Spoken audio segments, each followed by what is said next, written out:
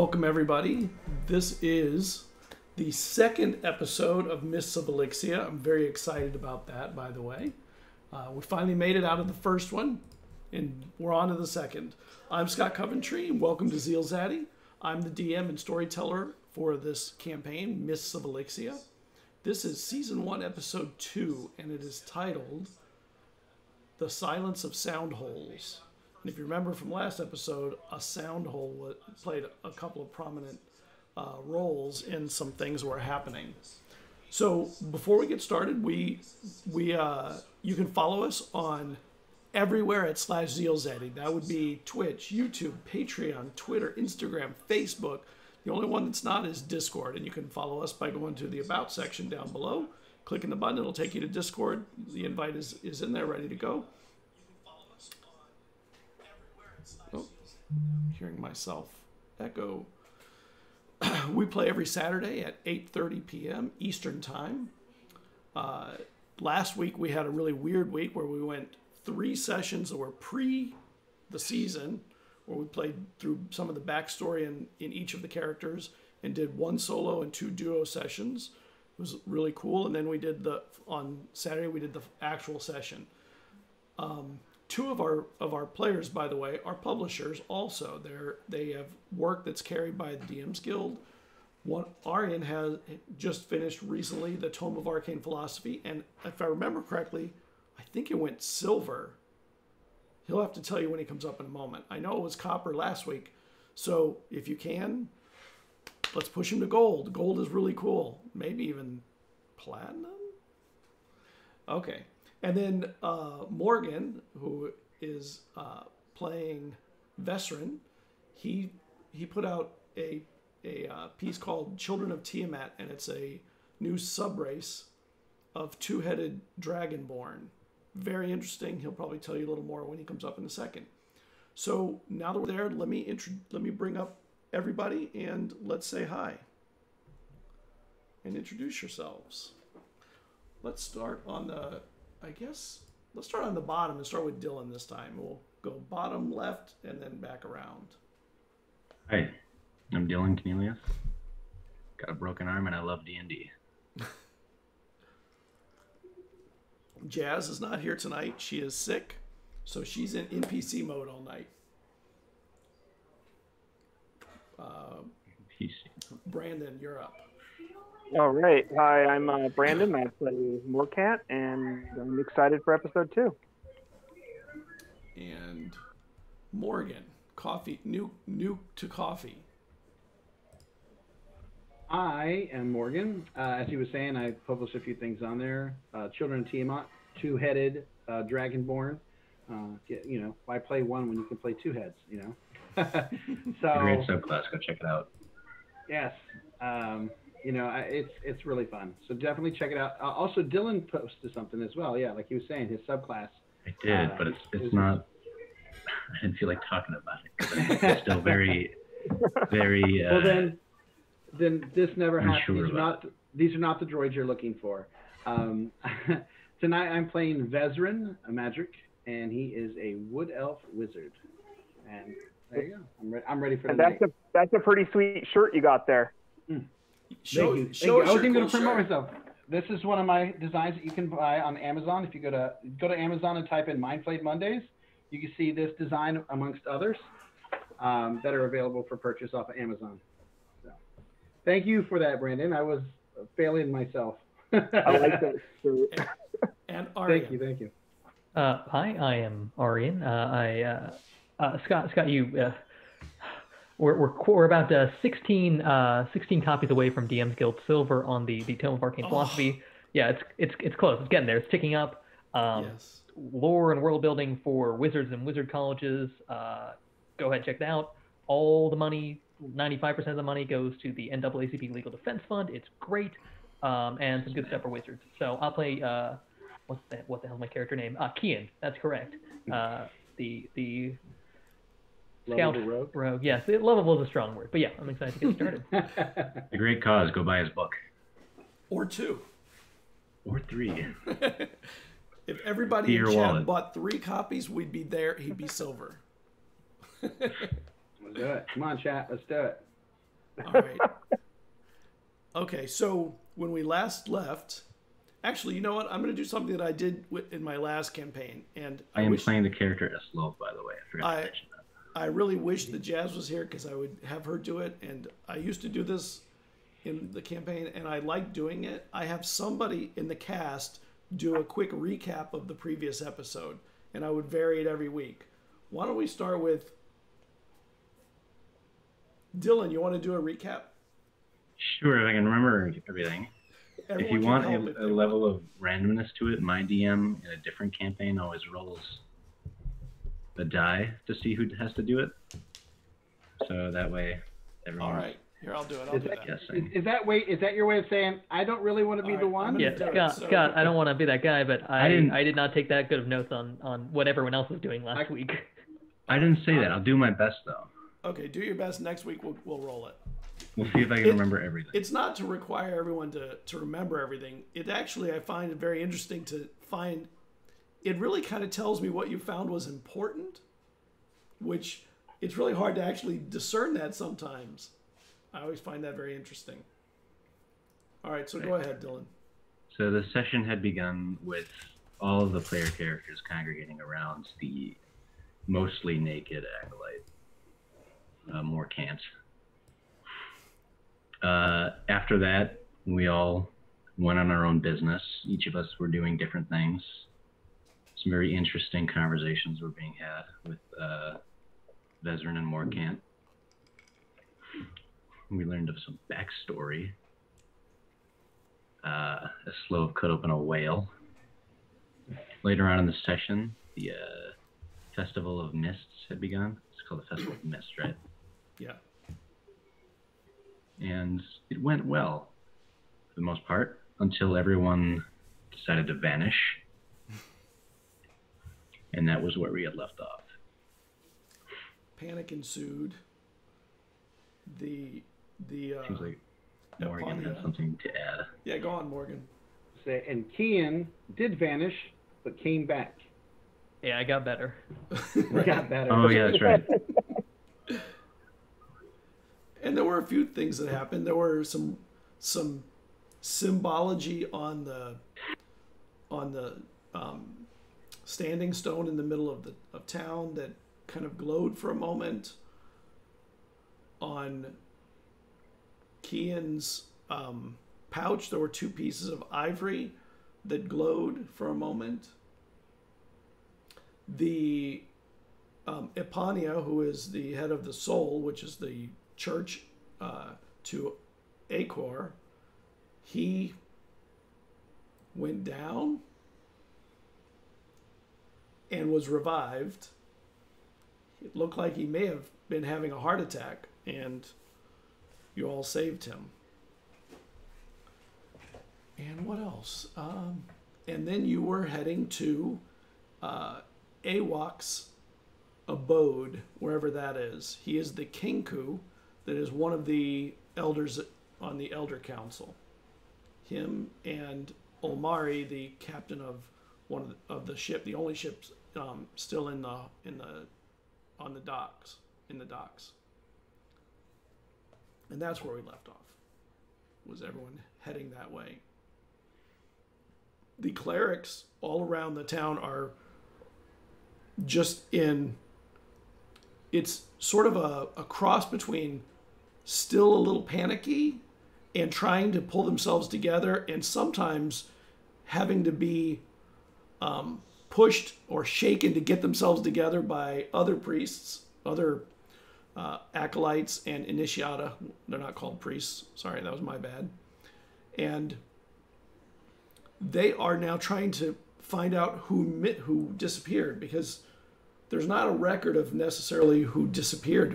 People are now having to go around and take down information on who disappeared so they can start making collections for the families that remained after they ascended to the gods. Lucky for them. And you start following. Awak and Olmari start heading down one of the streets. You're not really sure where he lives. We should follow them before we lose track of them in this chaos. Morkant, do you believe your priest have it from here? Perhaps I should check with him and make sure he's all right before I take off. I'll try and catch up with you if I can, but definitely don't lose sight. Do you know where the elder lives? Scott, do I know where the elder lives? You do. Yes, I do. I give directions. We'll meet you there. All right. Okay. Kean, are you all right? Are you? Yeah, never better. What? Why? What? Did something weird happen? You're funny. You know it was weird. You vanished. Arm went through you, and then you reappeared. Love smirks at that joke. Yeah, that's pretty weird. Yeah, no, I think we should follow him. I don't see why. Yeah. And as you're walking, at some point, Dylan, you walk into a spot where sound stops. Stands there. And for a moment, not for a moment, while you're standing there, you can't hear anything outside. You can't hear yourself, your own breath. And it's almost like you're looking through a veil at everything around you. You can see everything, but it's not as clear as it would be if you were not in this spot. He's gonna stand still and then call out to the party members and try and get their attention. They don't hear you. Let's see, were you at the back? You're at the back and nobody notices you stopped yet. And then a moment later, someone sees you standing. I'll take a couple steps forward. Can we roll for it? I didn't know if we were going to see if we had, perception or sure. Even, yeah. If you're going to notice. There's just too many people here. After like a couple seconds, he'll take a few steps forward. All hearing comes back like a. He's looking around in confusion. He has no idea what's going on. And you don't see anything there now that you've stepped away from that point. You can like put his arm over to where he saw it. Just sort of wave it through. Outlander, are you okay? He's not listening to Vezrin right now. No offense, Morgan, but he's gonna stick his head into it. I'll walk over to see what he's investigating, because obviously I have an idea at this point, since he's... And I'll stick my head in. And there's no sound in there coming in. You can't hear yourself. And everything has just a sheen, like you're wearing a veil. Yeah, I point at him, I'm like... He brings his head back out. I can't hear you from in there. Yes, it is what we were talking about earlier. It's a sound hole. When people vanish, the spot that they vanished from becomes silent for a short time. Somebody was standing here when they were taken or ascended. Correct myself, in case the wrong is here. Where do these people go? We do not know. The priests believe the gods take them. It is kind of wrong to say otherwise, but I am not certain that is what happens. The elders are going to help us look into this matter. If you wish, we would definitely appreciate you accompanying us. Though it seems I'm roped into this as well. So you are an outlander. You do not have to go if you wish to move elsewhere. This is... As you can walk away if you'd like. Birdman had said, somehow I'm connected to this too. Let me show you, Steve. By the way, what are they called again? They are commonly referred to as soundholes. No, the bird people he meant. Oh, He whispers it to you as to not be heard. I don't think he ever got the name of them. They are called Kinku. Oh, okay. Thank you. You're welcome. And when you finish, you see that Awak and Olmari are standing at a corner, sort of waiting for you. Kian sees where they're at, and so, well, Morkan doesn't. He's back at the Soul. And you guys follow them over. They lead down a street that heads towards the ocean, but away from the dock. It's a long street. It does have lights along it, the lanterns along it that are lit. And at the very end of the street, you see this home that looks like not much of a home, a very small place. It's round, and it is sitting on the edge of like a small cliff, maybe 10 feet down to the beach. And they go there, and Awak waits, sort of paces even for a moment while he waits. Back at the Soul, Morkant, you go in to check with Epania, and he's assisting people he's assisting the other acolytes in coordinating. He seems to have pulled himself together pretty well and doesn't appear to be any worse for the wear from whatever happened to him. And he sees you come in. He goes, "You have more important things to do than be here." All right, I'm going to gather my armor and equipment from my room, and I'll go catch up with the others then.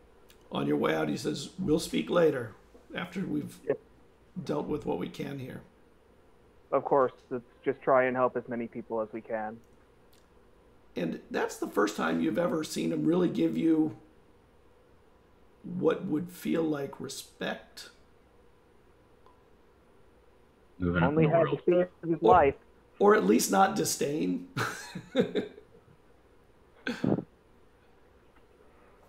And you So go. I'll grab all my things and get going. Okay.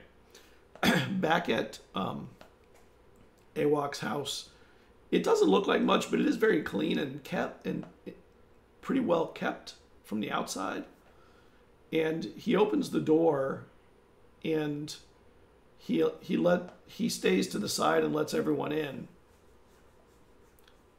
And when you go in, it's got a kind of an odd look. There's baskets just everywhere, woven baskets, and they're just bursting at the seams with those little ribbons that the children make, things like that. And it has an odd, like, it's really hard to fathom why you have all those things, but he lets everybody in, and Omari comes in with him, and then he comes in and closes the door. Can everybody make me a perception check, please?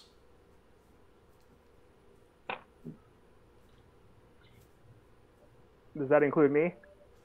No, not you. Okay. It's going to be a 22 from me. 23. Okay. Oh. Well, Oh, okay. Sorry. I'm just fascinated with all the little ribbons. Yeah. They're all very alert right now. When Omari steps in, the floor creaks under a rug. And he continues across. And Awak looks at all of you. He turns his head sideways and kind of stares at all of you. He's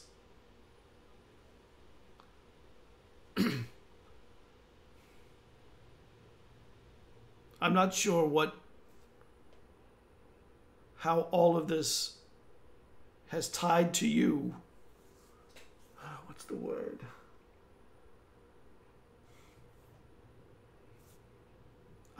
I don't know the word.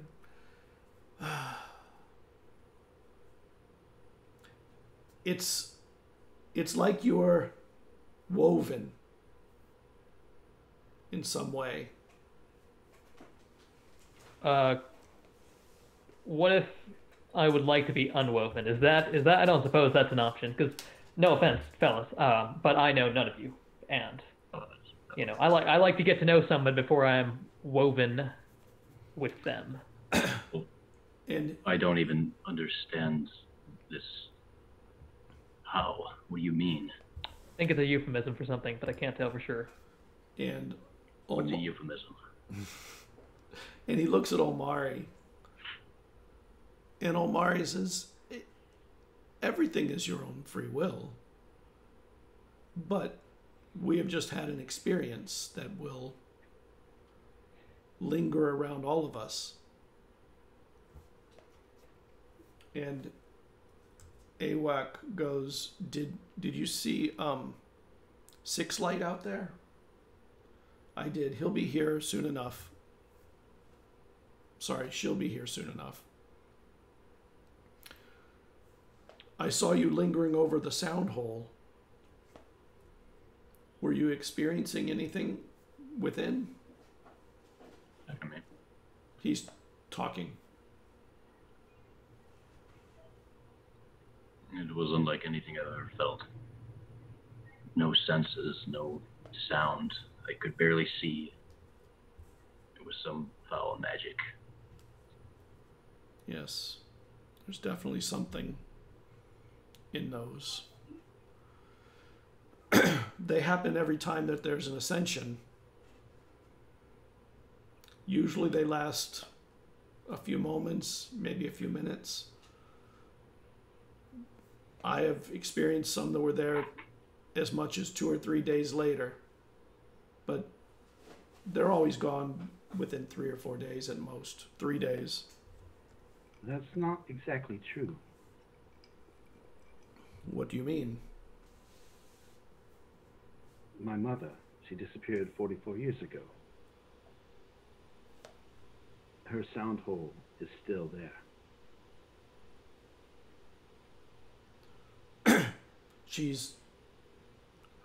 Where she disappeared, you're sure that that's the sound hole from her disappearance? Do you know my mother had a gift, yes? Well, many gifts. But she could see things before they happened. She drew exactly where she would disappear. My sister and I uncovered it recently. And when we went to the spot, we found her sound hole. From 44 years ago? That doesn't seem possible, but I don't know I don't think I know what's possible any longer. Not only that, but my mother also drew a picture, and I pull out the picture of Morkant. And you hear... She drew this picture. Somebody's at the door. Oh, and Omari steps over and opens the door. Morkant, and steps aside. That is one hell of a picture.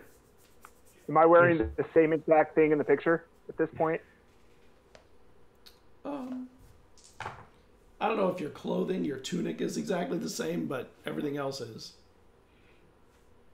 She drew this picture when I was but a child. I remember seeing her draw this. And yet, when I asked her who it was, she did not know. And here he is, standing before us.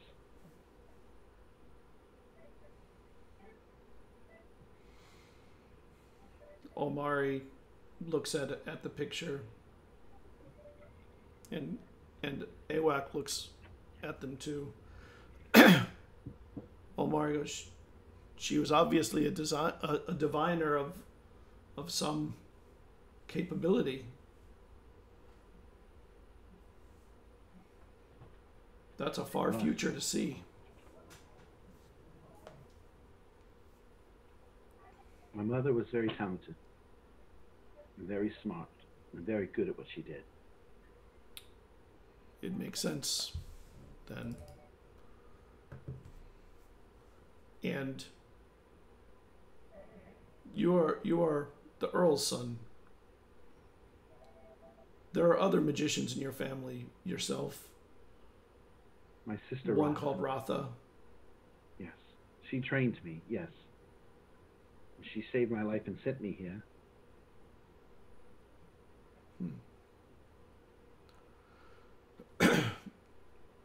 And Awak looks at everyone and says, we should be collecting our thoughts so that we can understand what happened.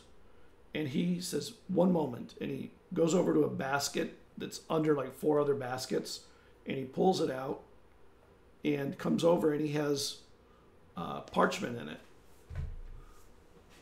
"Perhaps we should take notes." And he says, and he gets a quill and ink. "What can you remember?" I'm trying to understand what has happened. I've been through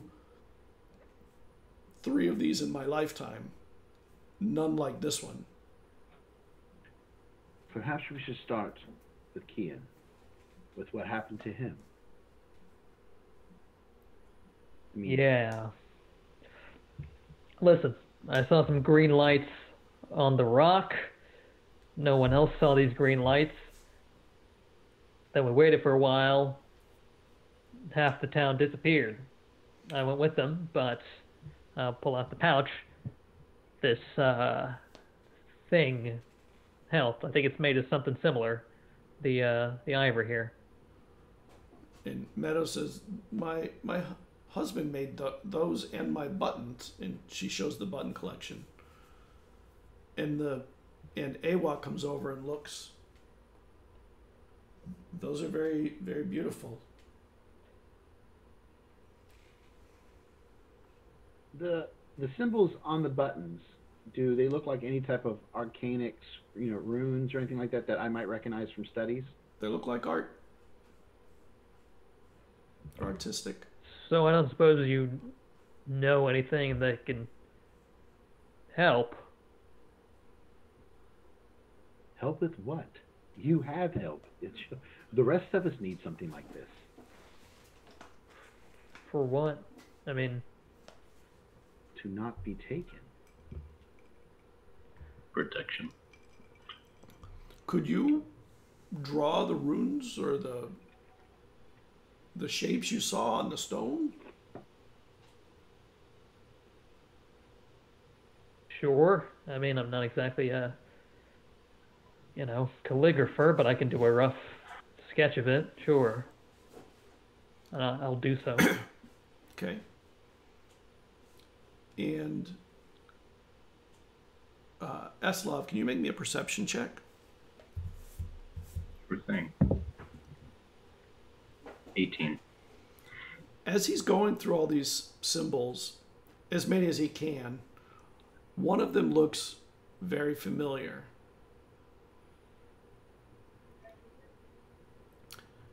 And you remember back, you think maybe that one of those symbols is a symbol that's on your back. Which one is it? The one that looks like a blackened sun. So the one that's in the very center. Yes. When I see that, I go to just touch my back in the spot where it is, as I just look at it pensively. Well, you can't see it on your back. Well, I know where it is, though, I'm sure. Yes. He's not going to say anything. Yeah. And he keeps drawing out the symbols. There are a lot of symbols that you think you got relatively accurate. Some you're not 100% sure because it was a very short time. And there's a bunch more that you wouldn't have had time to even write. Not to mention you could see there were glows wrapping the thing, so you could only see one side anyway. And as you're looking at them, the Kenku looks over at Omari, and it's almost like they talk.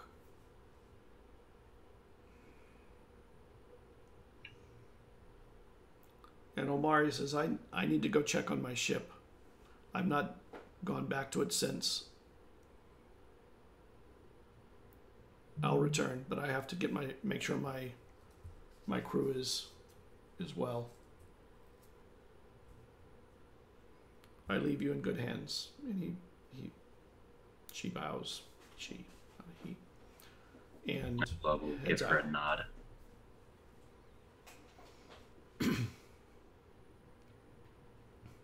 She gives a nod back, closes the door, and heads out. Some of those symbols I have seen in other places.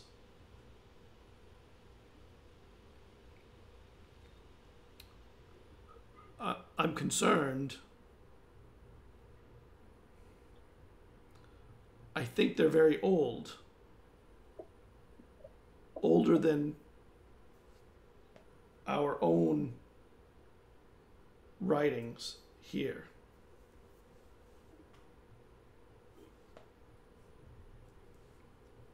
One of them, he points to the black sun, is stuck to my back.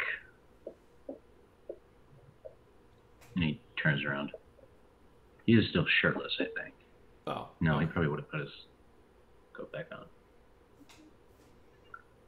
So he lowers his furs so that the tattoo is visible.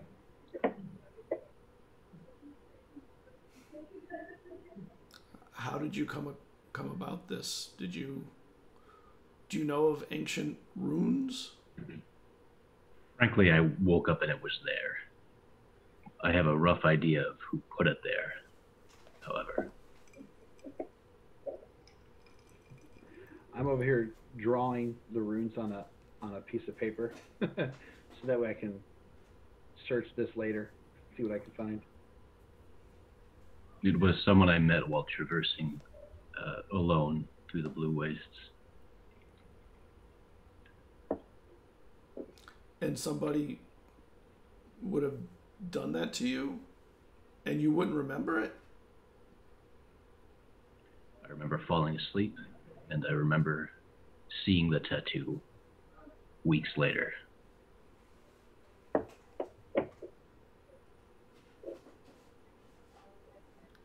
I don't know what to make of that, but it is interesting that you've received marks like that. And he looks at the rest of them and goes, I think some of those other parts of that are ancient runes too.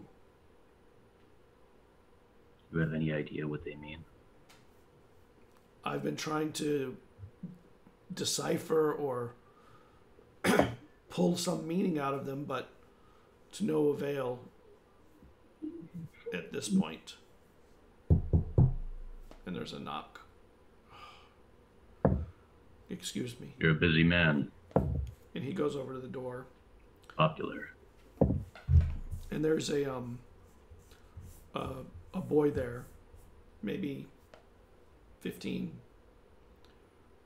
There's been a council meeting called. Your presence is needed. I'll be there shortly. And he closes the door.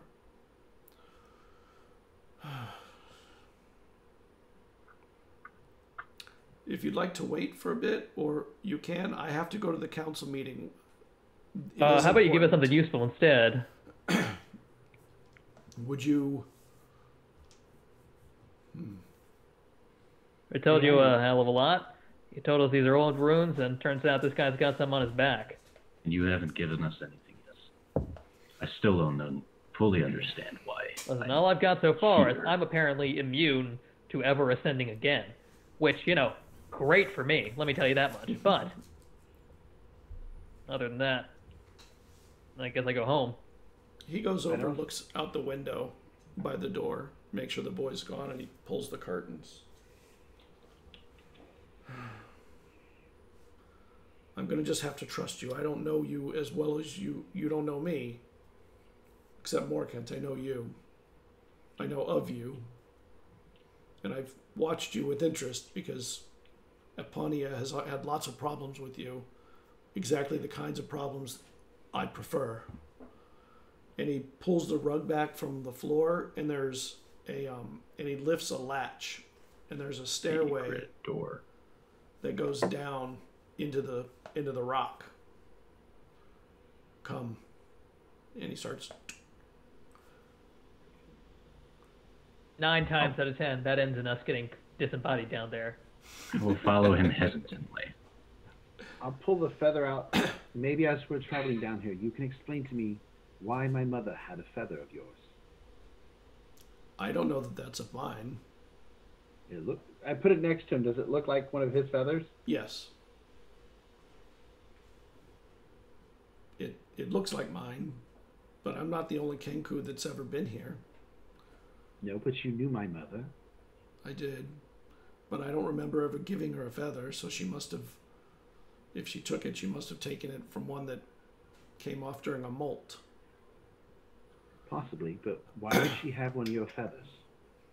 And the staircase winds a little bit as it goes down, and then it opens up to what looks like a research area. There's a slate on the wall and chalk sticks with all kinds of numbers and symbols written on them, and parchments are stacked 3 feet high with runes and symbols and information, writing, and there's a bunch of pages, Morkent, that you see that look like the moon tracking, the moon's tracking that you do. Okay. And when you're looking at it, it is the moon trackings that you do. It's not in your handwriting, but it's the same information. And then on the wall, on the slate, you can see that there's a whole bunch of numbers and words that most of you don't recognize. Morkan may recognize one or two. They seem to be maybe religious or related to the gods.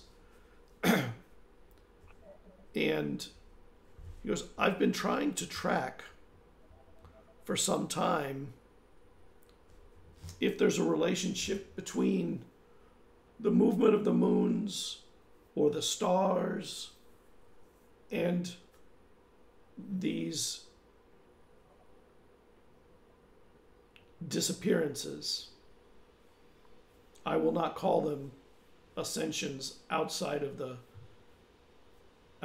soul or when I'm with Apania, because I don't believe they're ascensions. Does anyone? There are many who do. Apania does. I don't. And I'm glad that somebody else is willing to say it out loud. You are a very rare person on this island. You too, Morkent. You're actually a very complicated person because you grew up in the place that protects the traditions, and yet you questioned it. You questioned them for, from what I've heard, most of your life. I don't know whether or not it's an ascension. I just know it's not necessarily a good thing either way.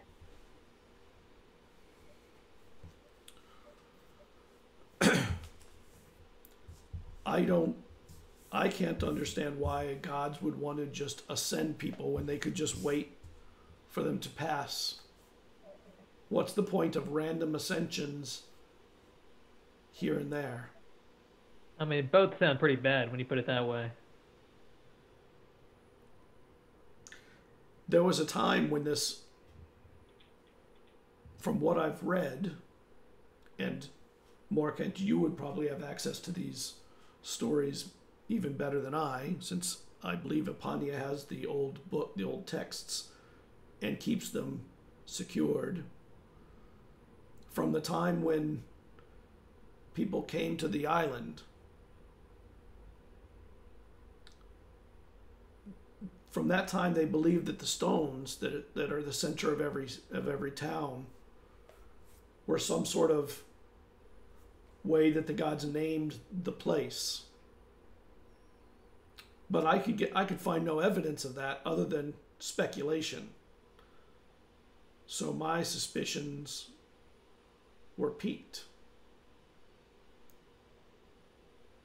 But there tends to be one thing that is more common than not, which is the sound holes tend to stay longer the closer they are to the standing stones. that tells me that it's magic, which is not unheard of, but it's must have more potency near the stones. Of course, your mother, 44 years later, having an existing sound hole seems unimaginable. What? Hear me out on this. My mother can see things coming.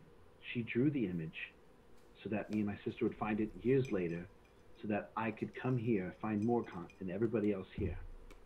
She had your feathers so we would know that we could come trust you.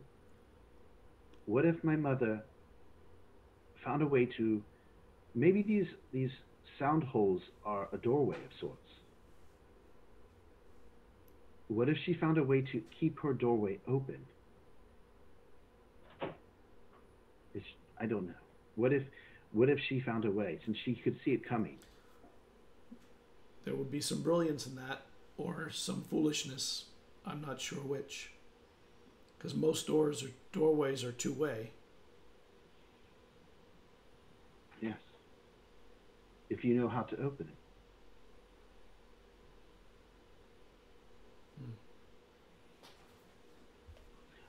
Here's another theory. What if the doorways or the sound holes, maybe they're not doorways, but maybe they reappear before another ascension?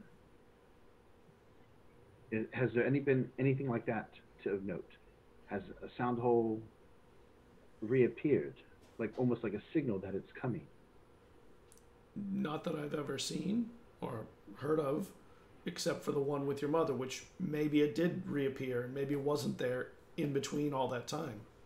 Yes, I will say that we just recently discovered it, so I cannot say for certainty that it was open for 44 years. It may have just came back. I don't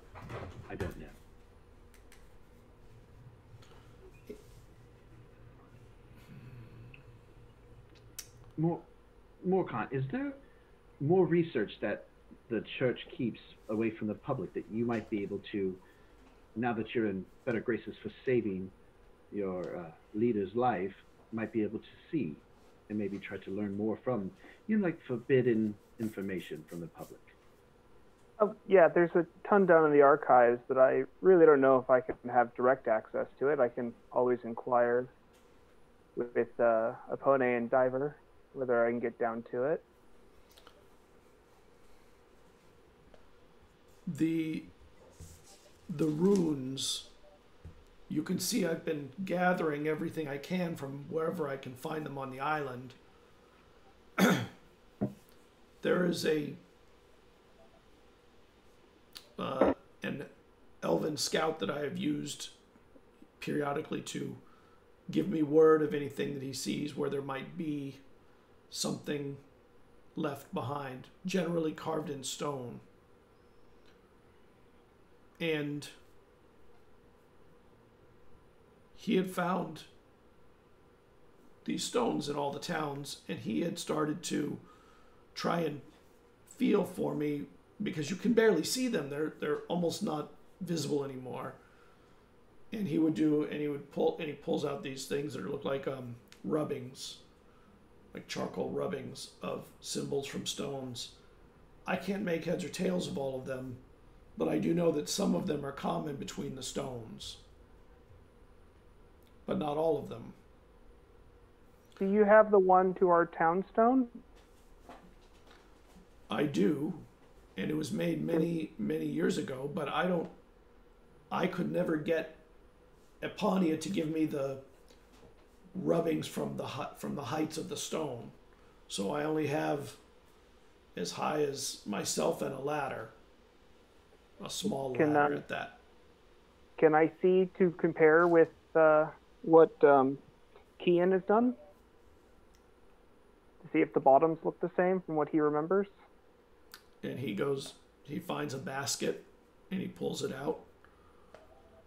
And he lays them all out on a long table. And they're numbered so that you know I gave them a facing so that I would know where it sat and where it wrapped. There's much to see there, but it only goes to 10 feet, perhaps.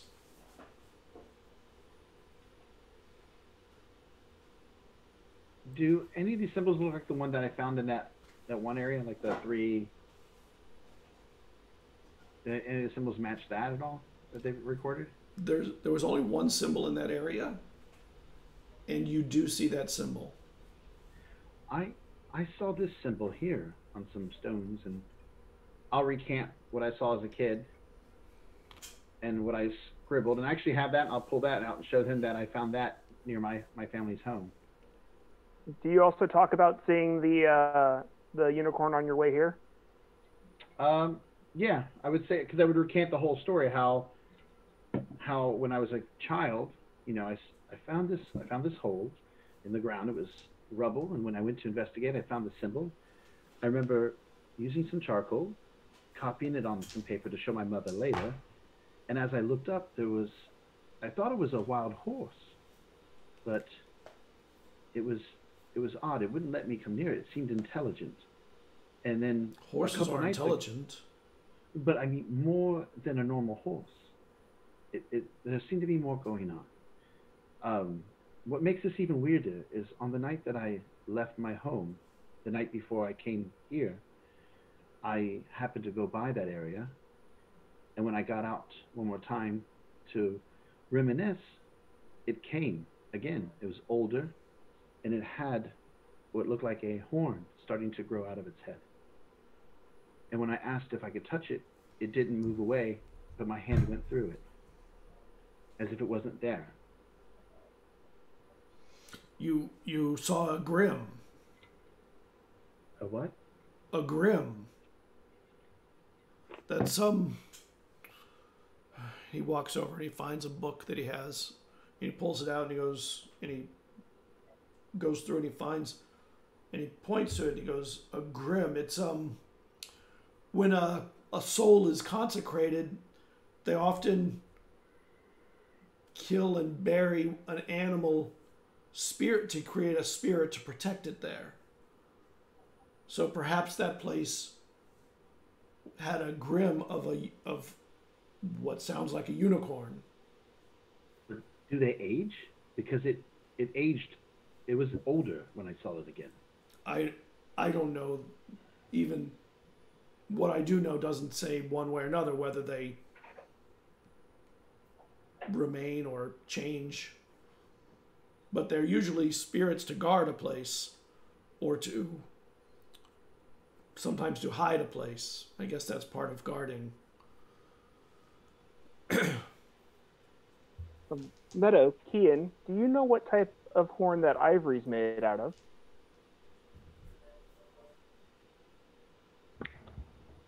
It was a narwhal, as far as I could tell, like a ocean unicorn. So. And Meadow laughs at that. It is like an ocean unicorn. All right then. Some of my buttons were from different animals. There was, and she can sort them. These were walrus. This one was a narwhal. These were, and she just goes through them all. And she's apparently knows what every one of them was made of, what kind of animal they came from.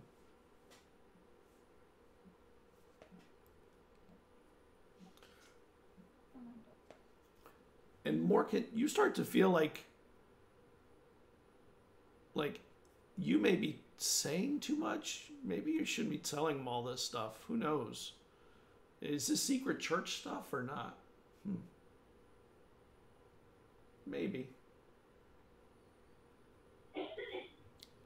Morgant, you know, what we find here, what we do, we may be able to find what happened to our parents.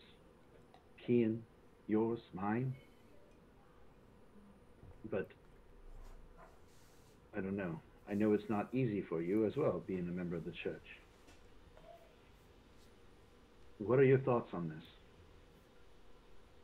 I'm never expecting to find my parents, either one of them.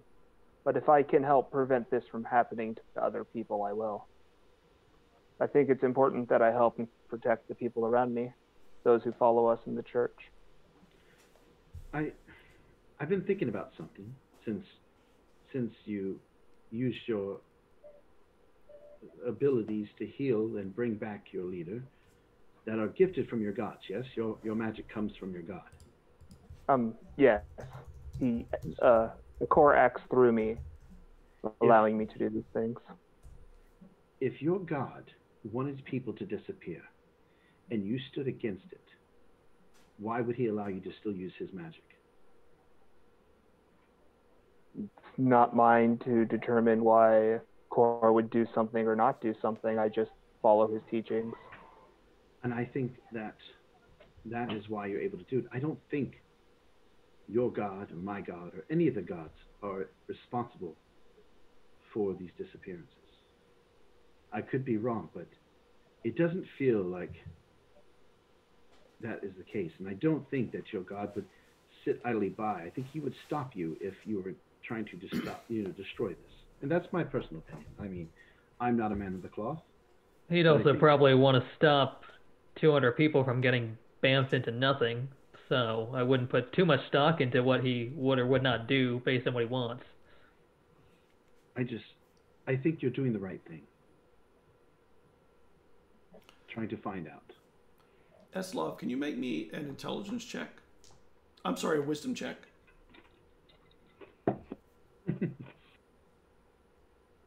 I love Dylan's eyes there. Ooh. 7. What was it, a 7? Okay. And, you feel like maybe you're being left out of this as an outsider. It's like they're not even hardly talking to you. There's something not okay about the way that they're just ignoring you. Well, this whole time he's been trying to think about how he fits into all this. Mm-hmm. He's been trying to wrap his brain around how, first of all, how the symbols are still on his bag, and second of all, how they connect to the symbols that he's seeing on the paper. He's trying to remember if he's ever seen them anywhere else before. Okay. Do any of us notice how he are we so engulfed in our own conversation that we don't notice him thinking off to the side there? But then he does sometimes look off to the conversation and wonder, what are they talking about over there? I guess my thoughts are this. You're important. My mother drew you. There's a reason she sent me to you in her weird way. Kian, you came across us. You disappeared and came back. It doesn't make sense, but you did. Meadow's husband made the pouch for you, as well as her own buttons. And Eslov here, though an outsider, has symbols that are seen all over our island on his back. I know you don't want to be a part of this, Kian, but... A part of what, precisely, is my question. You got a plan? Do you have a point of attack, a place to go, a thing to find? I think... I'd love to join a fellowship. I just want to know what that fellowship is set to do. I think if we keep doing what we're doing, asking these questions, that path will appear before us. We were brought together for a reason. There is something greater. I personally, after seeing all the things that my mother could do over the years, believe completely that there are certain things that are meant to happen. Now, whether we succeed at whatever it is that's supposed to happen is another story. But we were meant to come together, all of us here. And Kian, you're probably thinking they're feeling that they're starting to get a little too much into your business. Like, why are they trying to tell me what I need to do with them? Is this some kind of external influence?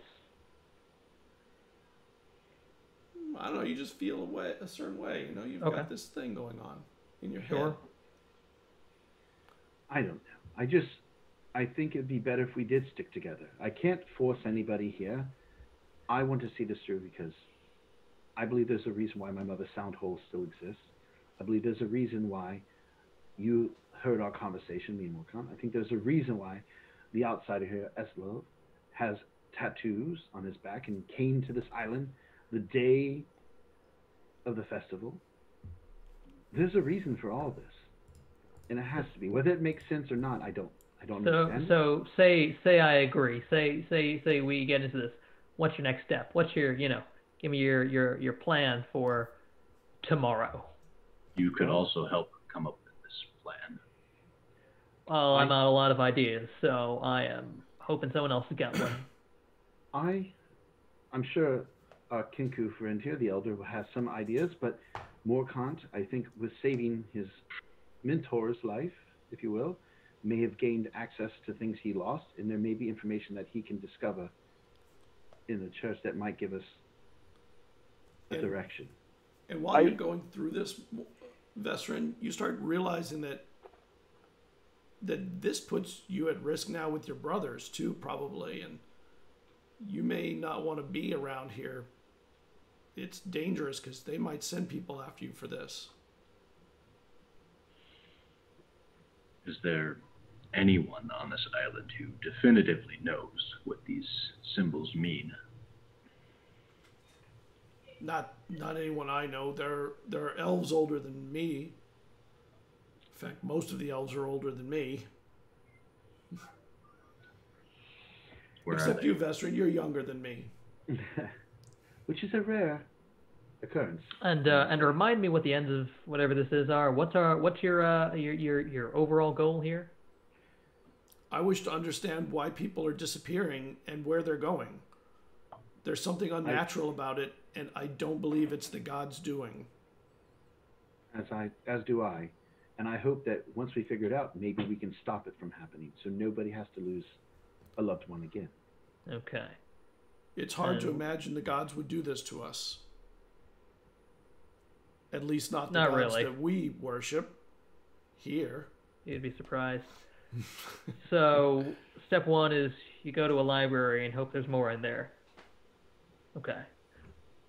One more question / request. Is it possible we could come up with a better word than soundholes? Of course. What would be a good word for it instead of a sound hole? Silent ditch? What about a void spot? A void spot, a silence pocket, a no sound place. a nether zone. I kind of like no sound place. I like the Outlander's suggestion. The no sound place. Yes, I agree. A void spot. Yeah. What was the other one that you said, Morkant? I just said silent ditch. Silent ditch. I mean, whatever you want to call it, Keen, I don't care. It is a spot where there's devoid of all sound, and it's odd. I personally believe that it's a very good chance that it might be a doorway. If people are being ripped from those spots, they're being taken somewhere.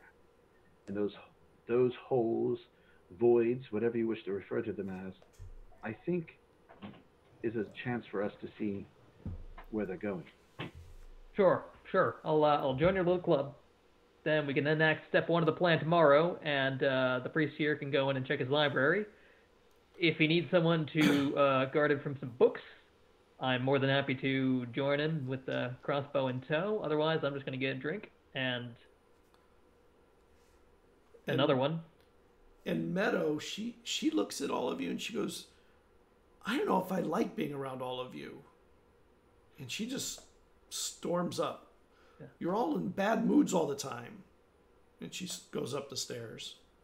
I've never been in a bad mood. I agree with her. I'm not in a bad mood. Meslov just has resting bitch voice. I'm actually excited for the first time in some time. There's a chance that I might be able to learn more about my mother. And shortly after, you see her coming back down, and Omari is following her down. Hello, Ari. A word, Awak? And Awak comes over. They go up the stairs. Ian, try to see if you can listen in on that, Kian. You're a quiet one. You heard our conversation. See if you can hear that. Yeah, that didn't go that well for me, now did it? Sure, I will attempt to listen in on whatever is being said. Okay. Make me a perception check. I went under something, hang on. That's going to be 14. You don't catch all of it, but you catch something like under attack. I don't know. Like an odd conversation since this place has been at peace forever. So someone's under attack and someone else doesn't know something. Maybe. Well, make that two people who don't know something. You know two things. And Exactly two things. That's fair. You hear Omari's steps on the upper floor when he leaves. You hear the door close behind him. And Awak comes down. Well, he came with some interesting premonition. Is it a premonition if it's current? No, that's just seeing things. Yes. He thinks that we're under attack, but he doesn't know where from or how. But I've heard nothing of any kind of a battle. So this doesn't make any sense to me. But I do have to head to the council meeting. I'll be right back. If you want, you can go through my notes or what have you, since we have much to do now between now and whatever the end of this is. If you're being attacked, should you go by yourself? Perhaps we can accompany you to make sure you get to the destination safely. If you'd like. The council meeting is open to whoever wishes to come. No use standing around here. We can always come back and look at these later. What do you think? Well, Vazarin, if you believe it's a door, only one person has gone through it both ways. So perhaps the key is, in fact, the ivory. Have we tried walking back in with it? Well, there's a void spot up above where Eslov discovered it. Maybe Kian would be willing to try it with his ivory on our way to the council meeting. I would be willing to loan out my ivory. That's fine. I'll try if you wish. A lot of people need a help right now. I definitely agree with Kian that some action needs to be made. Otherwise, we're just spinning our wheels. Okay. Let's go to the council meeting. And you have the definition of something that doesn't spin its wheels. they're so engaging. You're not wrong. You're not wrong. And you head up, and Awak closes the door and pulls the rug over it, and he closes up behind you and he locks it. And when you go out, you see there are people sort of either still or again panicking a little bit. And Kian, can you make me an intelligence check?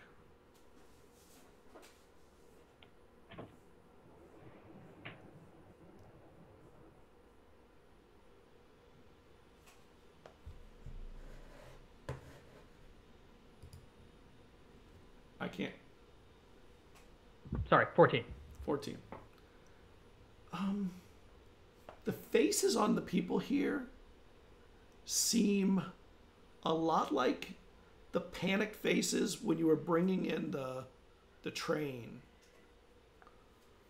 It's like a panic that's over the top and seemingly reasonless. Well, somewhat seemingly reasonless given the fact that 200 odd people just But that had calmed. That Sure. had been brought back.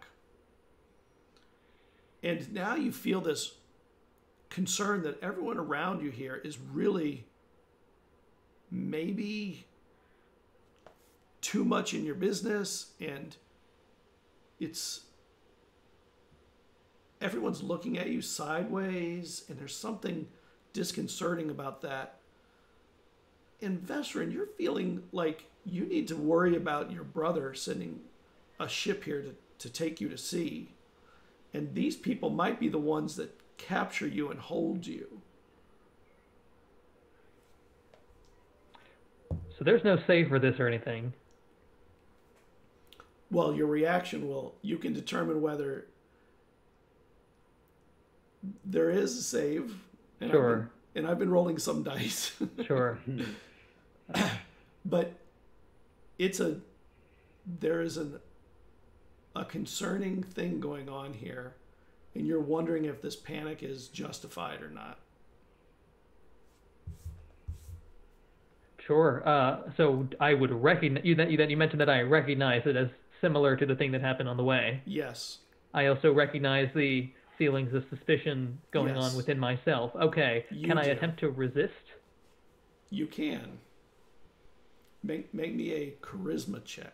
No, charisma save. Sure. Well, can anyone guess what my charisma is?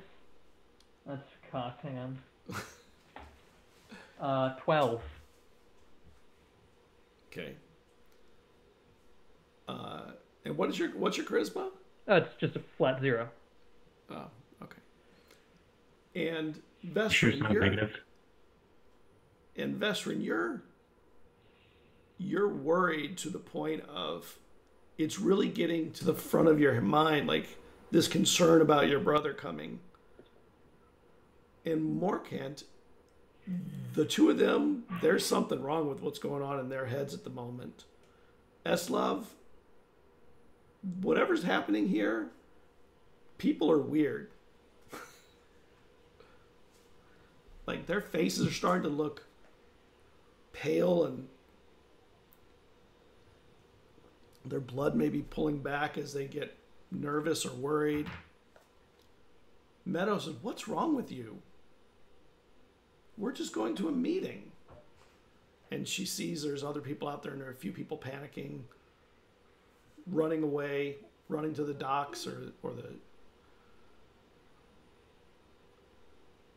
I feel like my logic would tell me to first try to shake it off. Like maybe I'm just overreacting because of my feelings for my brother. But I don't know how that would work here, because I feel like that's the first thing I'd try to do. Like, okay, maybe I'm just panicked here. Maybe I'm just overthinking this. Make me a charisma save. Okay. I'm probably going to fail this because I only have a +2. Wait, Yeah. so am I not feeling this? You're not. I got a 5, so. Okay. No, but the two of them are acting jittery and weird in a way you hadn't seen them not even 10 minutes ago. I mean, they were starting to act a little weird earlier, but suddenly it's on the surface.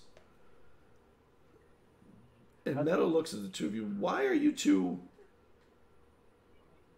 acting so weird? How do I know I can trust you? How do I know that you guys aren't going to turn me into my brothers? All due respect. I have no idea who your I don't know brother who the is. fuck your brothers are, yeah. You know of my brothers. I know you do. I can tell. Me? No, Yeah. I'm looking at Ken. Yeah. I believe you. When you said you, Yeah. I don't know your brothers, I'm like, okay, maybe he doesn't. But I'm looking, because I've never Ken's seen over your like, brothers. Ken's like getting all a little jittery. So then I'm extra cautious of him. Like, oh, all right, maybe he's the one that's going to do it. Yeah, I got one hand on my crossbow at this point. Listen, with all due respect, buddy, I barely know who you are. I most certainly do not know who your brothers are. My brothers have spies everywhere. That's Well, exactly I what- look forward to meeting one, but for the moment, I've seen this before. It happened on the road here. People are getting weird. Some kind of thing is messing with your brains. I think I'm immune to it because it's very hard to get me extra mad about something. Right. You can make me another charisma save, Vesrin. Okay. Let's see if he's able to talk you down. 13. Okay. Is that enough? No. Everyone's still like, nah. Yeah. No. I don't. And Morkent and Eslov, can you make me perception checks? I see your hand on your crossbow there. 13. Yeah, Trust you. mainly because you're giving me the eyes of either. What did you get? You give me the eyes. I don't like the eyes. Gonna be a dirty 20. You think you see something in the shadows on the, like you're going one way, but off to the side, heading towards the docks. You think you see some eyes in the shadows. Without saying anything, I'll stop walking and I'll sort of stand. I'll tilt my head and I'll look into the shadows. And there's definitely something there. And it's, whatever it is, the eyes are frozen in that space. They're not moving. I'll walk over to it. The eyes close, and whatever is there is gone. He'll shrug and chalk it up to his imagination as he catches back up with the group. Vesrin, you suddenly feel a relief, and Kian, you feel a little bit less of whatever it was happening. Like there's a reduction in whatever this pressure was building up in you, this concern. Can I tell it was magic at this point? Like a magic Make me an sensation? intelligence check. Make me an intelligence check. 13 plus 4. 4. You 7. you 8. think 17. you don't think this is natural. Something happened that was not, like, your feelings don't change that quickly about something so weird. And why were you feeling that in the first place? It was almost making you panic. And now you're looking and realizing there are people panicking in the city, still running away from places, and not to anywhere in particular. Yeah. Ian, I apologize. The sensation is gone. I think you were correct in your first assessment. Yeah. I still kind of want to shoot you, but Ooh. I kind of want to throw some spells at you as well. Yeah, I think it's for me personally, I think it is whatever that was. Yeah, me too. Let's go. Yeah, that's it. Continue on, or let's go to the council meeting, I suppose. And you're heading, it's still, it's nighttime, but morning nighttime. Sun isn't fully up yet. And as you're heading over there, you see there's a kind of a gathering around the town center. And that's where the council is at, which is where the standing stone is. And they're starting to debate, and AWAC finally gets up there and they're like, "Oh, thank you. We needed you to break a tie. There's something going on in the city, and we need to like lock down the gate. We don't need anybody coming in or out."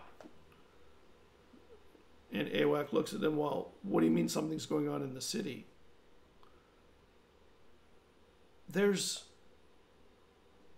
something wrong here, and I don't know what it is exactly, but we need to deal with this and lock everybody in here so that they can't flee with any information that they may have on what happened here. And then another one's like, "You don't know what you're talking about. You need to just go sit down. We're going home. I want to get back to Shaley. I want to get back to Arethusa. I want to get back to Cairo." People are just yelling back and forth about weird things, and some people just leave. And some people start heading towards the wall of Phelan. Some start heading towards Shaley where there's no wall. A couple go to the lake, and they're just starting to splinter off, and they're all angry, and like there's a level of tension that is not completely unjustified, but definitely feels like it's greater than it should be for something like trying to protect the town.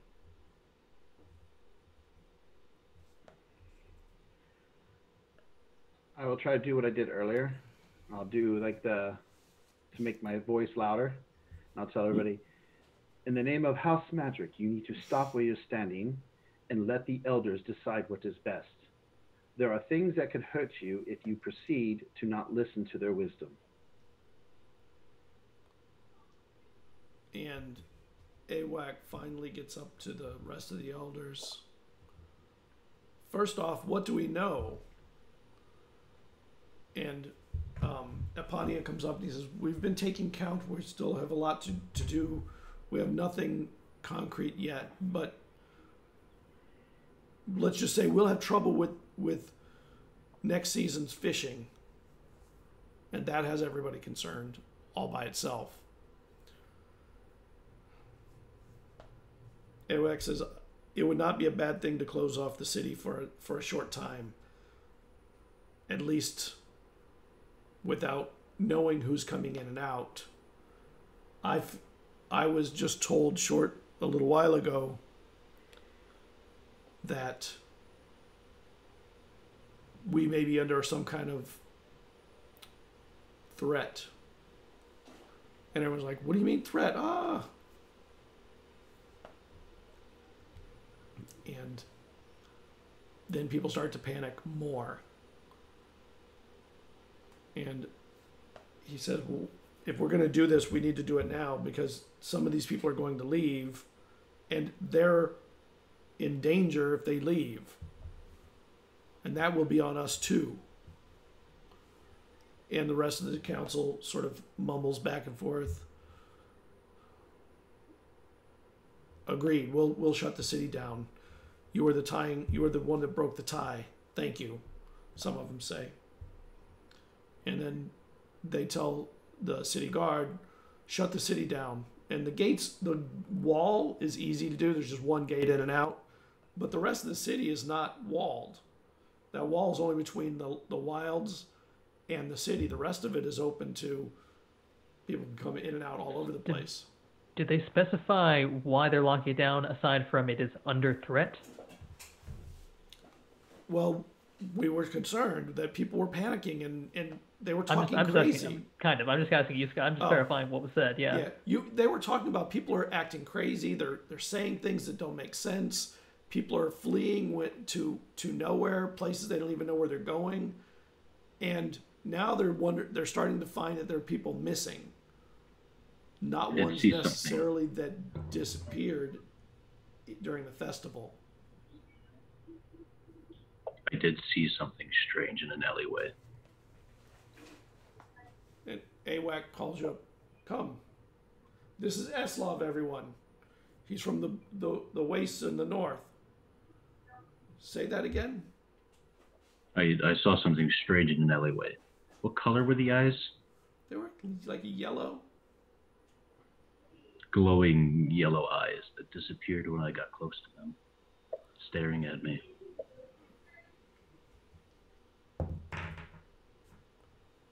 And people start to freak out again. Like, what do you mean? What do you mean eyes in the darkness? Was there a beast? Was there a creature? It didn't seem like a creature. It was something more. It was smaller, I guess. And they were low to the ground, maybe the height of a gnome. He's gonna motion with his hands how high off the ground he saw them. Oh my God! It was a gnome. Or a halfling. Everyone freaks out. Gnomes, right? Not a gnome. All right. And some people start panicking even more from that. But by then the guards are starting to head towards the wall, and they're starting to try and figure out how to lock the city down. You know, there are buildings which can act as a natural barrier, but they still have to keep people within. So the guards are going to go try and figure that out. I think this would be a good place to take a 5-minute break because there are a couple people need to take a bio break real quick. So let's take a quick break. We'll be back in 5 minutes. See you in a few.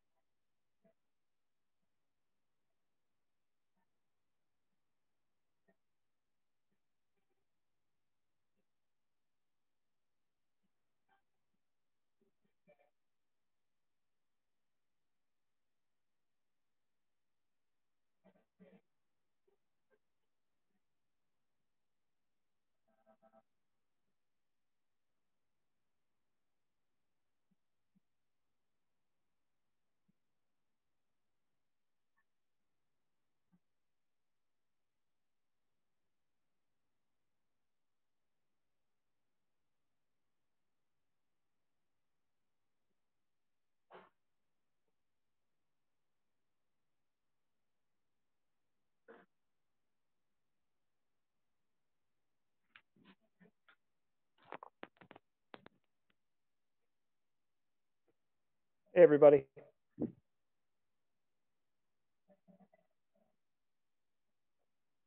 I'll get some water then. Then we'll be back.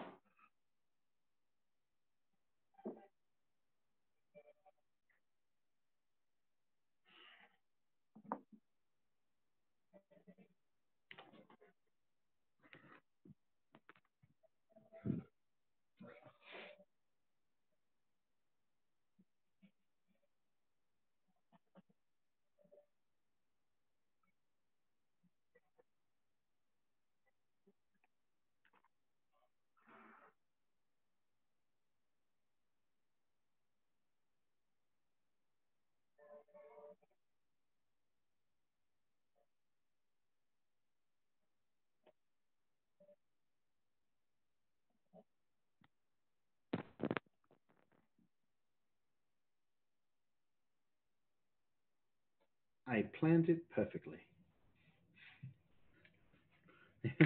He walked into the mist. Oh no, Keen, you didn't give him your button.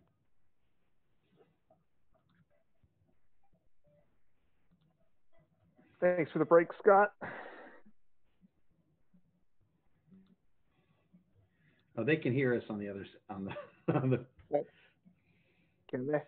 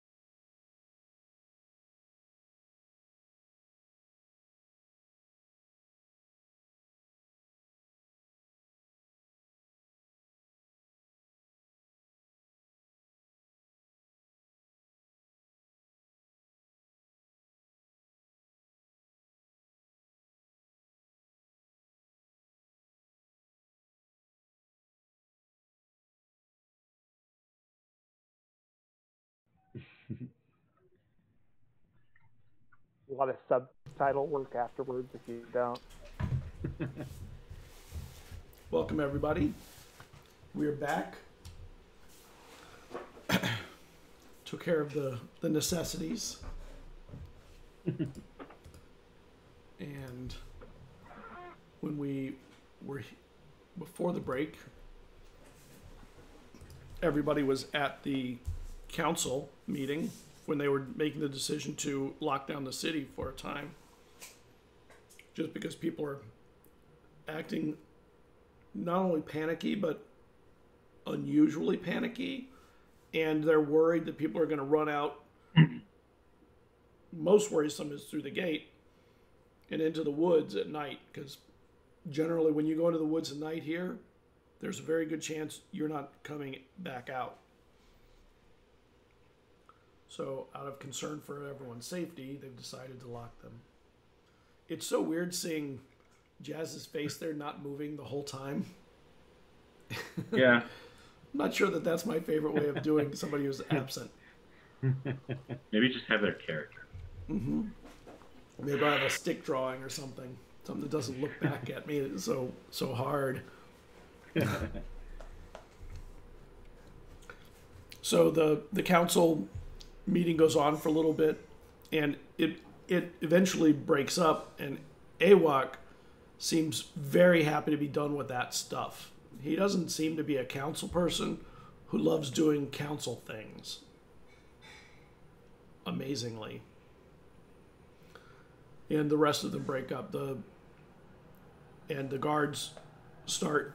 The wall gets locked down pretty quickly, and then they start setting up paroles along the other side.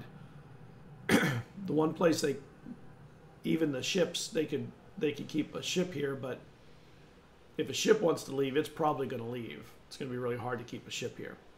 Luckily, there's only one ship here right now, and then some fishing boats. But most fishing boats at this time of year were already lifted from the water, so they don't get frozen in. And he finishes up with you, and while you're there, you see Apania Morkant. When you have a little time, I'd like to speak with you in my chamber. Of course, sir. And he starts heading back. Do I have time now, Scott? Can I break away and just... You could, yeah. Okay, I'll follow him. But hold up, Apone, I'll come with you now. And you see Morkant starting to follow Apania.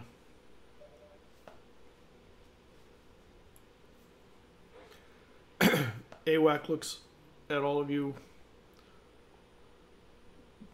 The council is barely better than the soul. I have no time for the foolishness going on around here. We need to figure out if what's going on. If people are panicking unnaturally, then we have to do something about that. But I'm not sure that's more important than what happened in the middle of the eve last night, or this earlier. What's to say it's not connected? It could be.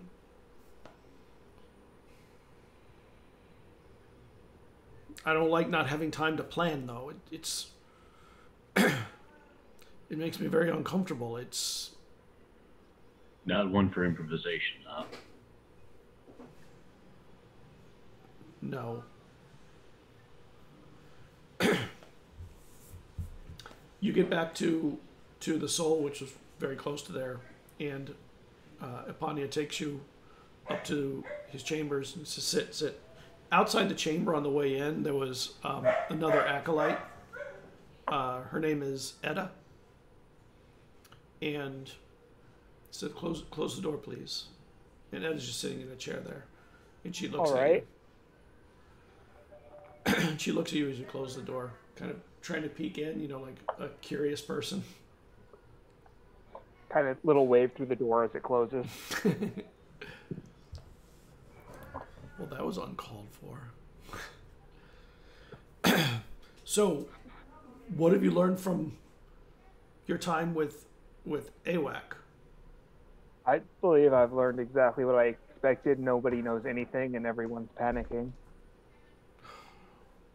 Of course, because I've been thinking about this, and this may have just been the will of the gods for them. This may have been a time for many to ascend. But as much as my instinct says that it's the will of the gods, I think that I need to take a different tact this time than I normally would. So I'm going to assign you to this project to understand as much as you can about what happened. Okay. All right, sir. I may need access to the library down with Davy again to find out what I can. Of course. You'll have access. Also, Etta out there, I'm going to assign to assist you in the soul if you need things when you're not here. Her tasks will be your tasks, whatever it is you need her to do. Etta, come in. And the door opens. Etta, now, you are going to do the things that Morkant requests of you. If he requests information, you give him information. If he's looking for somebody in the soul, you find that person.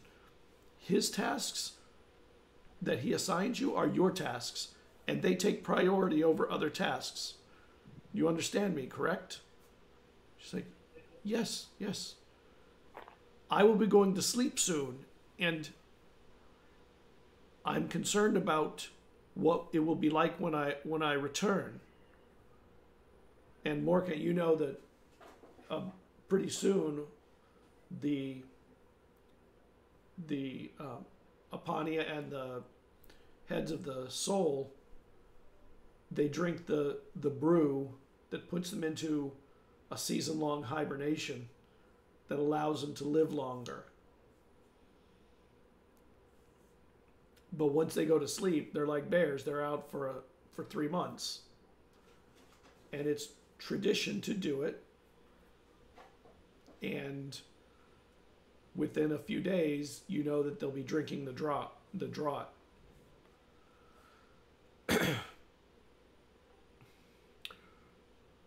Now, Etta, one thing I want you to be perfectly clear on. If he asks for something, it is between you and him, and once I'm awake, me also. And before I go to sleep, of course. Not between anyone else. This is a little different from the kind of things that we've looked into in the past. But I have a feeling that something has run amiss. So he may ask for things that are concerning or what have you.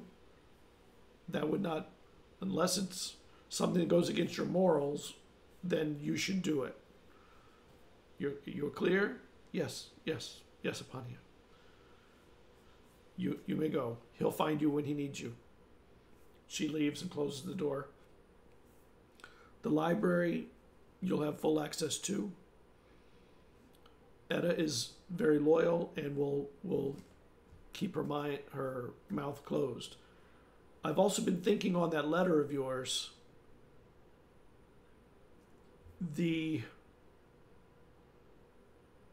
It's very interesting that it came when it did, and I think you should not bandy it about like you did with me when you first got it, when you received it. You may want to keep that more private as it was requested in the letter.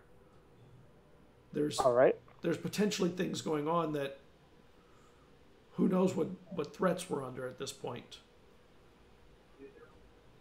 I've heard that Ratha was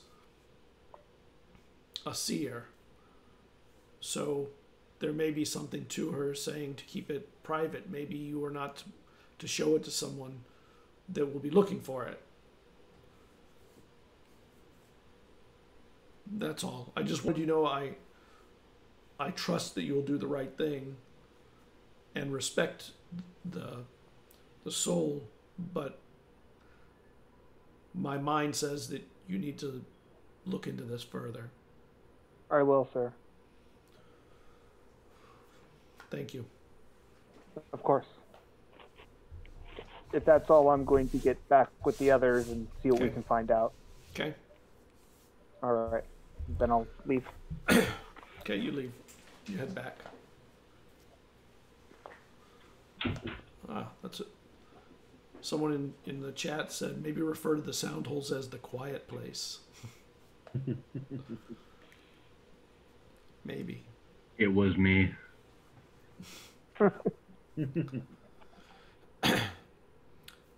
Morcant catches up to you guys. You guys are already probably back at. Well, you're with AWAC. I'm concerned about whatever's happening here. It's still not even morn yet, and we've already had such a busy night. But this could be part of the same thing, like you had said earlier. We should be careful, and we should try and find out. But honestly, I'm at a loss. All I know is how to research and study things and collect information. I'm no warrior or spellcaster. Outlander, do you think you could go back to where you saw the creature? Maybe, Kian, you are a scout, yes? At times, yeah. What do you have in mind? I remember where I saw it. Perhaps we can. Maybe it left tracks. Maybe it left something for us to trail to find this thing. Or, listen, I don't want to misrepresent my abilities here. I'm not exactly that much of a survivalist. I like my pillows and sleeping bag as much as the next fella, but we can see. Well, I will try to assist you as well. Perhaps there's magical energies that might be there that I might be able to detect, and together maybe we can all work together to find what is causing the panic and fear. Sure. If we want to get the city under control, we need to find that first and deal with it. So, Eslov, please lead the way. I'll retrace my steps back to where I saw the eyes. Okay. When you get there, it's still a dark spot between, there's a lamp down that way and a lamp down this way, and it seemed like that was the darkest spot between the two, slightly at an angle, so the shadow covered it a little better. It's dark.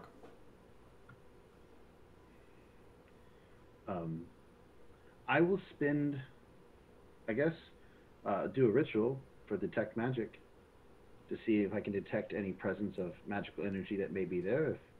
If you want to look around and see if you can find any physical traces of something. That too. I'll take a look around, see if we got any physical evidence. I will too. I'll look around. Who has night vision? Mine. Okay, we have Elf, you have night vision. Dragonborn, no. Half elf, half human, no. Okay. Vesrin, you can make a perception check. And, well, Morgan's not caught up with you yet. He'll be there soon. 15. There's some kind of puddle on the ground where he points out he saw the eyes. I will go over and I'll point it out to the others. Bring your light over here so you guys can see this. Maybe we can see it better in the light. And when you bring it over, the light over, it is a pool of blood, and then a trail of, like somebody was dragged through it, like their feet were dragged through it, and down this alley between the two buildings. And you can see that when it hits the dirt, you can see like a dragging of somebody. This seems ominous. Would either of you like to lead the way? Sure. speaking to the scout or the dragonborn. Would either of you like to lead the way to see where this is taking someone? I look to the scout. Do I? I'll take point. Yeah, sure. Do you have any particular skill in that sort of thing? Yeah, I can track a trail. Okay, well, I'll help you out. Maybe not as well as a professional, but I did this to stay alive. Let me check. Am I? Yeah. Well, I definitely lived in way more luxury than that. So, let me see. Do I have survival? No, I mean, I can help you. I'll give you, if there's a roll, I can give you advantage. Scott, at this moment, I will cast mage armor on myself to ensure that before we go into combat, if there is any, I'm well protected. Let the metagaming begin. No, not metagaming. There's a trail of blood.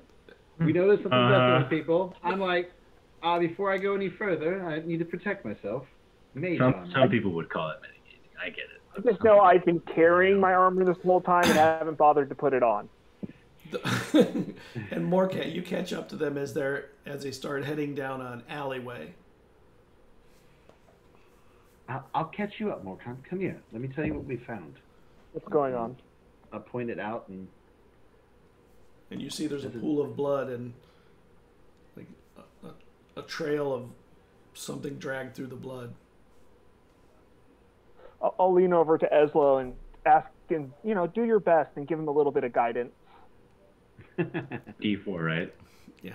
Okay. Feels invigorated. Thank you. Make a survival roll, and you can help him out, Kian. Yes, take advantage on that. Yep.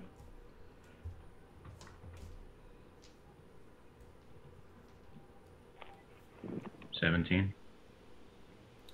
And it looks like this dragged area, you can see it kind of dragging through the dirt or through the snow and dirt, because there's both. And it goes over the ridge down towards the beach. And down on the beach, kind of pulled up against the wall of the ledge, you see some eyes looking at you all of a sudden. The same ones that I saw earlier, I'm assuming. They are. And it's over probably somebody. This time, I'm not going to approach it. I will turn and face the group, put a finger up to my lips, and then point towards the eyes. And like the hill it goes down a little bit. And then right about where it starts to turn into beach, there's something there, low to the ground, maybe hunkering over this body that is laying there. Are they looking at us? And they're looking up at you. Okay. So they have seen us already. I'm going to shoot it. Okay. Now, that's the reaction I would expect from Kian. Just shoot the damn thing. So, there's some kind of monster, like, leaning over a body. How far away is it? It's about 40 feet. Okay, then I will. As he fires, I will do the same. Okay, roll initiative. Oh. First group combat, except not really full group combat. What's enough? 15, 18. 20. 17.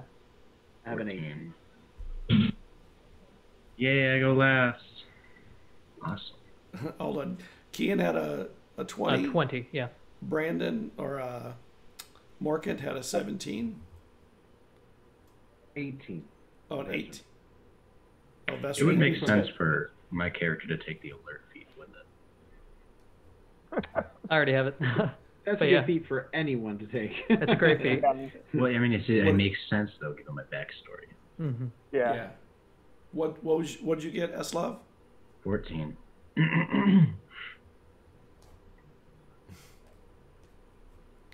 Wow. All right. Kian, roll. You see it, you shoot. If I recall correctly, I don't have my great axe with me, right? I have a single hatchet. Correct. That's also going to be a flat 20 to hit. A natural 20? No, sorry. I could see how that would be. No, just a dirty 20. Okay. And it hits. You hear it clunk into something. Sure. And you hear a really high pitched as whatever it is, it scrambles backwards. Sure. Roll your damage. It's gonna be that's pretty good on D8. That's gonna be 12 points. Jeez, yeah. Wow, that was a good bolt. Yeah. So yeah, just kind of just stare at it without moving, without kind of looking away. I'll just lift the crossbow, fire off. Yep, that was a very key and type reaction. Yeah. Vestrin, you see this thing get hit and start backing away quickly. Yes, I will go into casting and I'll shoot a firebolt at it. Okay. Roll.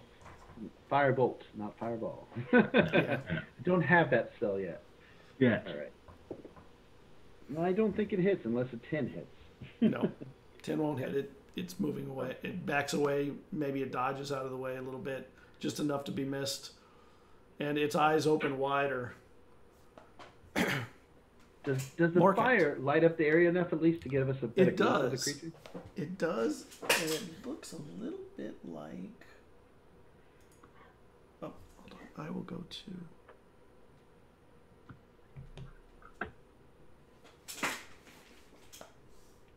Ooh, that thing is ugly. Like that. But there aren't two of them, though. There's only one. Oh, wow. Very attractive. Does Morkant have any idea what that is? Make me an Arcana check. I was going to say, would I know? Yeah, would I? Can I roll Arcana as well in this? Yeah, you can both. All right. Natural 18 plus 6. So. Much higher than my 14. 24. I don't know what it is. I'm not even going to tell you the roll. I'll tell you that I don't know what it is. I can't hit it, but I know what it is. You've heard stories of something like that kind of looks like what you remember in the stories of something called a mean lock. And they were some kind of beasts of the mind that they would do horrible things to people's minds, and they would kidnap people, steal away their bodies. I will say this as I see it. I believe it's something like a mean lock, and I will describe what you just said to the rest of the party so they know what we're dealing with. Morkant, you hear that as you do, what were you going to do? Going to Toll the Dead. That knowledge doesn't seem to have helped you hit it. No, it did not. little less talk, a little more aiming. That's all I got to say. I know something. It's injured. Yep, it is injured. So I'm going to look at it and say a little prayer beneath my breath with my arm extended and Toll the Dead to try and just finish it or damage it if I can. And it backs away, but it doesn't affect it. And then I'll begin moving closer to it to end my turn. And Eslav. How far away is it? About 40 feet. And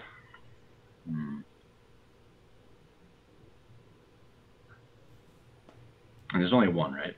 Yep. Okay. I will move 30 feet forward. Take a deep breath and blast a cone of cold on it. Not the spell cone. Wait, oh yeah. Oh my god. The breath weapon. Not cone of cold. Might as well be the same thing, though.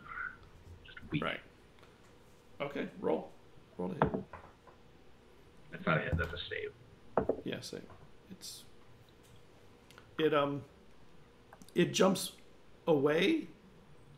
It's pretty nimble and it's pretty quick. And when you get down there, it looks back away, like down the beach a little bit, and up, and there's like trees and stuff. And it steps towards the shadow of the hill, and its eyes just disappear in the dark. So I didn't even damage it? Oh, you're going to do damage. Do your damage, but it's getting away. Oh, okay, yeah. It's going to be 7 unless it passed a con save of 13. Oh, actually it did. That's 3. Yep. I love Breath Weapon. It deals so much damage. And it very useful. It fades into the shadow of the hillside. Looks away, and its eyes disappear into the dark. And while you're down there, that body is near you. Make me a perception check. 11. It's dark. I will move down to inspect the body to see if they're still alive. More I'm gonna. May need you over here. I'm gonna walk up. Well, I'm not gonna actually. I'll sort of like. I'll stay aware. I'll try and watch out for anything. Sort of guarding over the people. And while you're doing it, you see up near some trees, eyes are staring back, and they turn and start moving away. There it goes. Many points. And it's pretty far. It moved pretty quick. And you didn't even see it go from here to here. Yeah. How far? I was about to ask as well. It might be 30 or 40 feet. Can I fire? Or, I know you want to fire. Yeah. Too. No, I'd like to talk to it now. Yeah. You go before me, so. Sure. Yep. Kian, you see where he points, and you see that the thing is up there. After taking my first shot, I'm going to calmly pull out this little lever that looks like a goat's foot. I'll put it up to the string and put it back up against my hip and knock it back. Then take a bolt from the coral and put it in.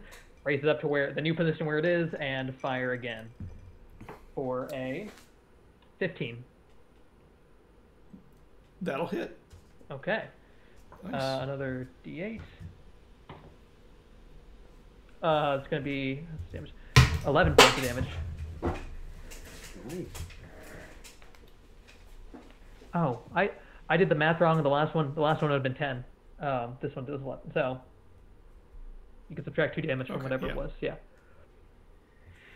All right. You hear it scream again as it tries to scurry away, but it's still in some kind of range. All right. Try and make it hit this time. Natural 17 plus 6, so. That hits. Bam. Okay.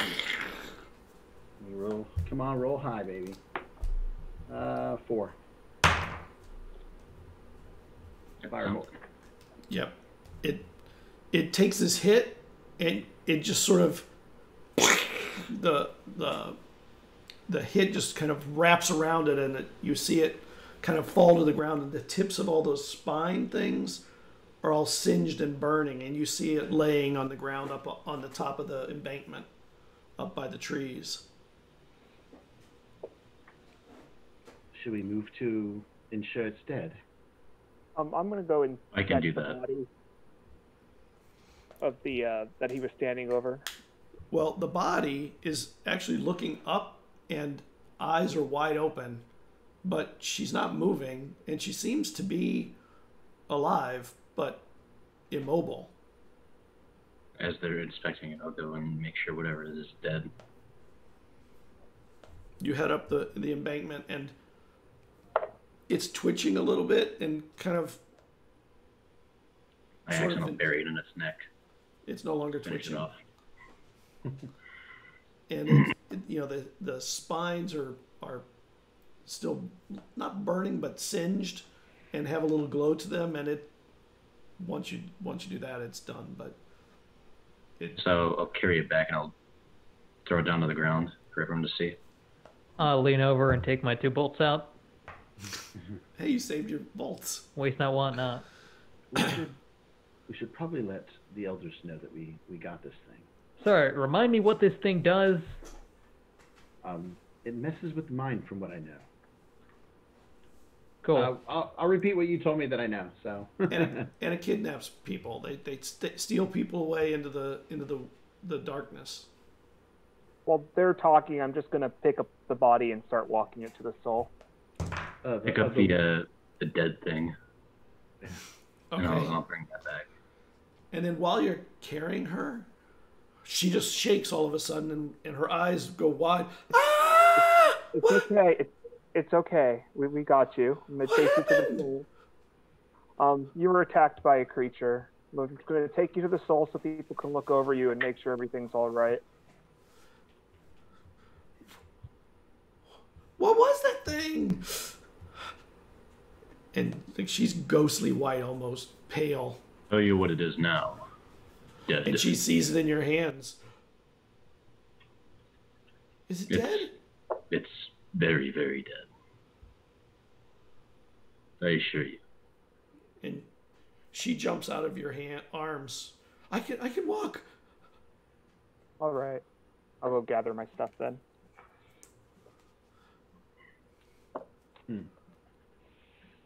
That thing, it tried to steal me down the beach.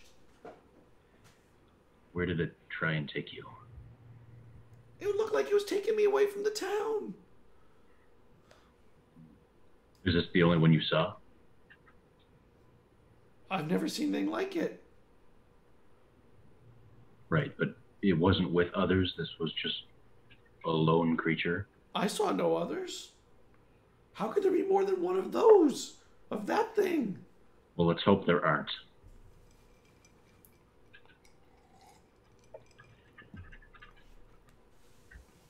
This is odd. So, Kian, have you ever encountered anything like this in your travels?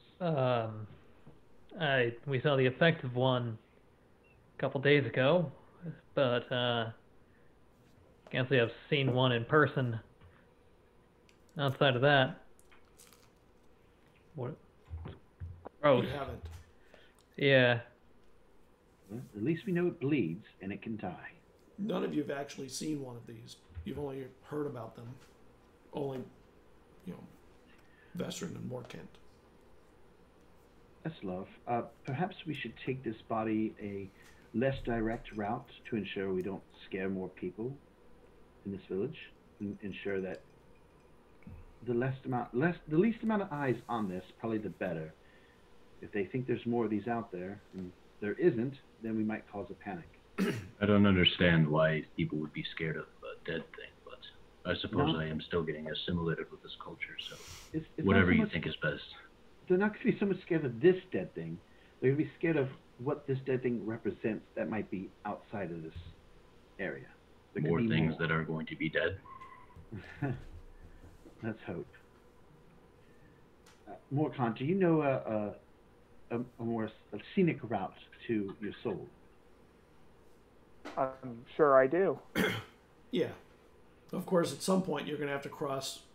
If you're going to go into the soul, you're for certain going to have to go in through the entrance. He's got the creature strung up by its legs, and he's carrying it like a deer over his back. Yeah, you have to carry it a certain way to keep the spines from like jabbing into you. Right. I will take off my cloak and kind of cover the thing up a little bit to make it less, Pokey. obvious. Yeah. Well, not just less pokey, but also, yes, less obvious as to to reduce panic. I hope that's not a nice coat, because you might not be getting that back in the same way. Yes, I can buy another.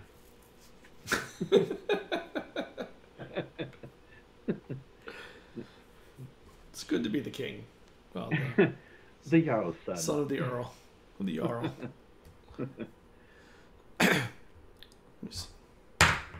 So you're carrying this thing back, and when you get to a point where you're in like the last curve turn before you have to get onto the main street, and there are people all over in the street out there. There are clerics, and there are still people heading into the soul. Can I ask one of them to go grab a walk and tell him to meet us at the soul? Like one of the people that are walking around the street. Like, can you do me a favor, sir? and I'll give him like a couple copper. Can you go find no. Elder Meadow Abel? goes, no, I'll do it. I'll go get him. Thank you, Meadow. You should see this as well.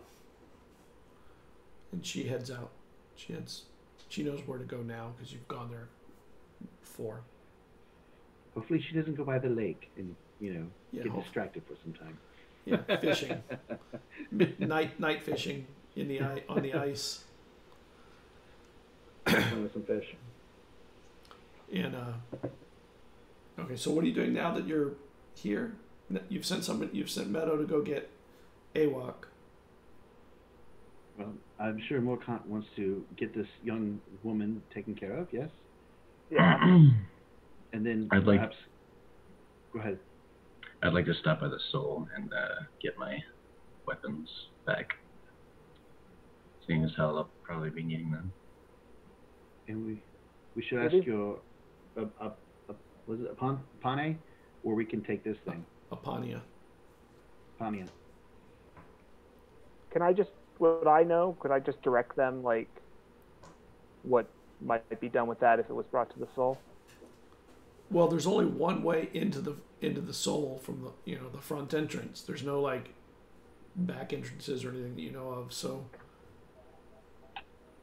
if you're going to bring it in, you'll have to carry it through in front of everybody. I just mean, like, do I need to go ask the Pane, or can I just be like, oh, go ahead and take that body and put it over there? Like, would I know what he would do with it normally? Or do I need direction from him? He would bring it into the soul, and, well, I don't know if he'd bring he may not bring the creature into the soul. He would bring the girl, he would bring her in for sure, but the creature, no. Oh, yeah, he would take her in, and actually he would set her up with another cleric who would console her and check her, make sure that she's, healthy, and if he knew what it was, which he probably does because you know what it is, he would start invocations that would help her mind. All right, so I'll kind of turn to you, Vazner, and be like, I don't really know what you expect us to do with the body of that creature, but I will go take care of this girl and let Apone know that these things are out there. But yeah, the soul doesn't normally deal with dead creatures like that. Okay, well, I don't know what your guys' status is here, so perhaps he knows where we should take the body. Perhaps we should let the guard know so they know what to look out for. But I'm going to find a cleric to see to her. If you give me a couple of minutes, and I may... Do we plan on continuing on tonight? It is getting late, or are we about to turn in? Well, it is getting late, and everybody is pretty tired by this time. You haven't slept, but the whole night's been just insane, so... I think we should rest.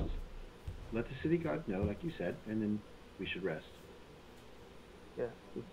And I'll inform the clerics to also keep an eye out. So what are you doing with the mean lock? Perhaps take it back to Awok's place. I plan on seeing if Awok will let me stay there and research as well. And I don't have any place to stay. Maybe Awok can help me out with that. It probably won't, win you any favors to carry a dead monster in there with you. I bet you after the events of this night, there are a lot of vacancies everywhere. Well, not if everyone's stuck in town. Yeah, well, after tonight, there's some spaces. Mm-hmm. Oh, well, that's true. That's fair. Well, then I'll find the nicest inn to stay at. So who's carrying the body? The dead body, yeah. And you're going to take it to Awok? I'll go with you. Okay.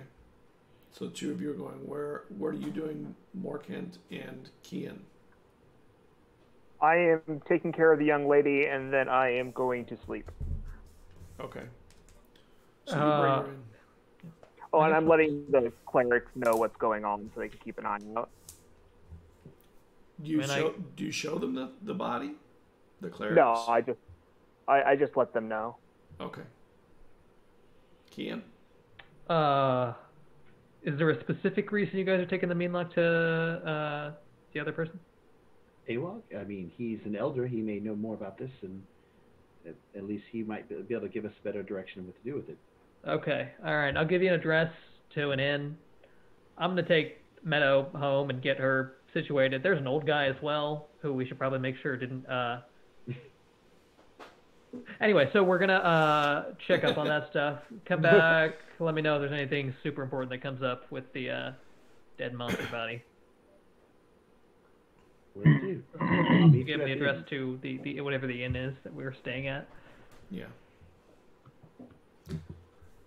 So the two of you head over to Awok's, and about 2/3 of the way there, you see Meadow coming back with Awok.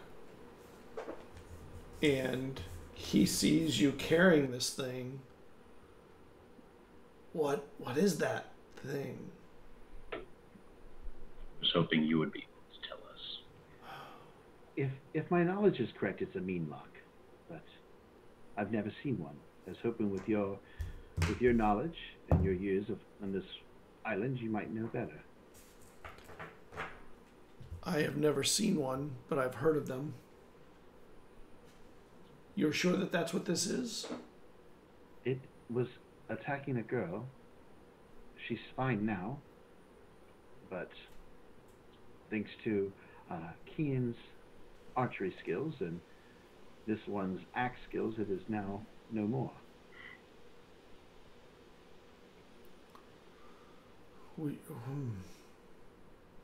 I don't think I want that thing in my house.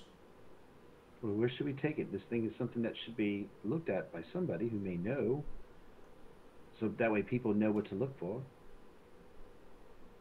If there's more of them out there, the gods should know. People should know what to look for. We'll take it in the morning. We'll take it to the rest of the council. They'll be gathering again in the morning, and we'll present it and let them know. But it could be too late if there are more out there. Yeah, I didn't know if they travel in packs. I was hoping you might know more. I don't know. But it's not very big. I can't... How did it even take that girl down? From what I know, they do stuff with the mind, and then I think they take people, they lure them. She seemed to be in a paralyzed state, so perhaps it has a way to paralyze its victims, ensuring they can't fight back and flee. That I don't know, though. We shouldn't let this sit until morning, and I don't want that in my home. I think we should take it maybe to the Soul and let Epania know about it and deal with it. What about the people inside the Soul? Perhaps that might cause more panic. We could bring him outside if we need to. You're the elder. I'll follow your lead. The other elders are all scattered to the wind at the moment. They're doing things all over the town. That's the only other person that would be in one place that we would know where he is.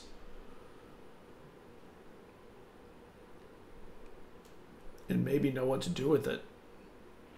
I mean, listen, I know a great restaurant a couple blocks down with an ice box if you need to keep it overnight. I don't know what more. I mean, it's not like we can go around town playing rat catcher at the moment. I carried it all the way here. I can carry it a little while further. Yes, let's make sure the city guard knows what to look for, and then we can leave it to them until the morning to deal with. The rest of us need to get sleep. But you know what? I'll go with you to the Soul. Okay. And you head to the Soul. You get there. He goes, I'll be right back with Epania. Stay here, though, so that no one sees this thing. It comes back out a few minutes later. Well, 10 minutes later with Epania, who looks tired, but awake. And he comes in to the alley where you guys are, the side and he sees it. Is that a meanlock? I believe so.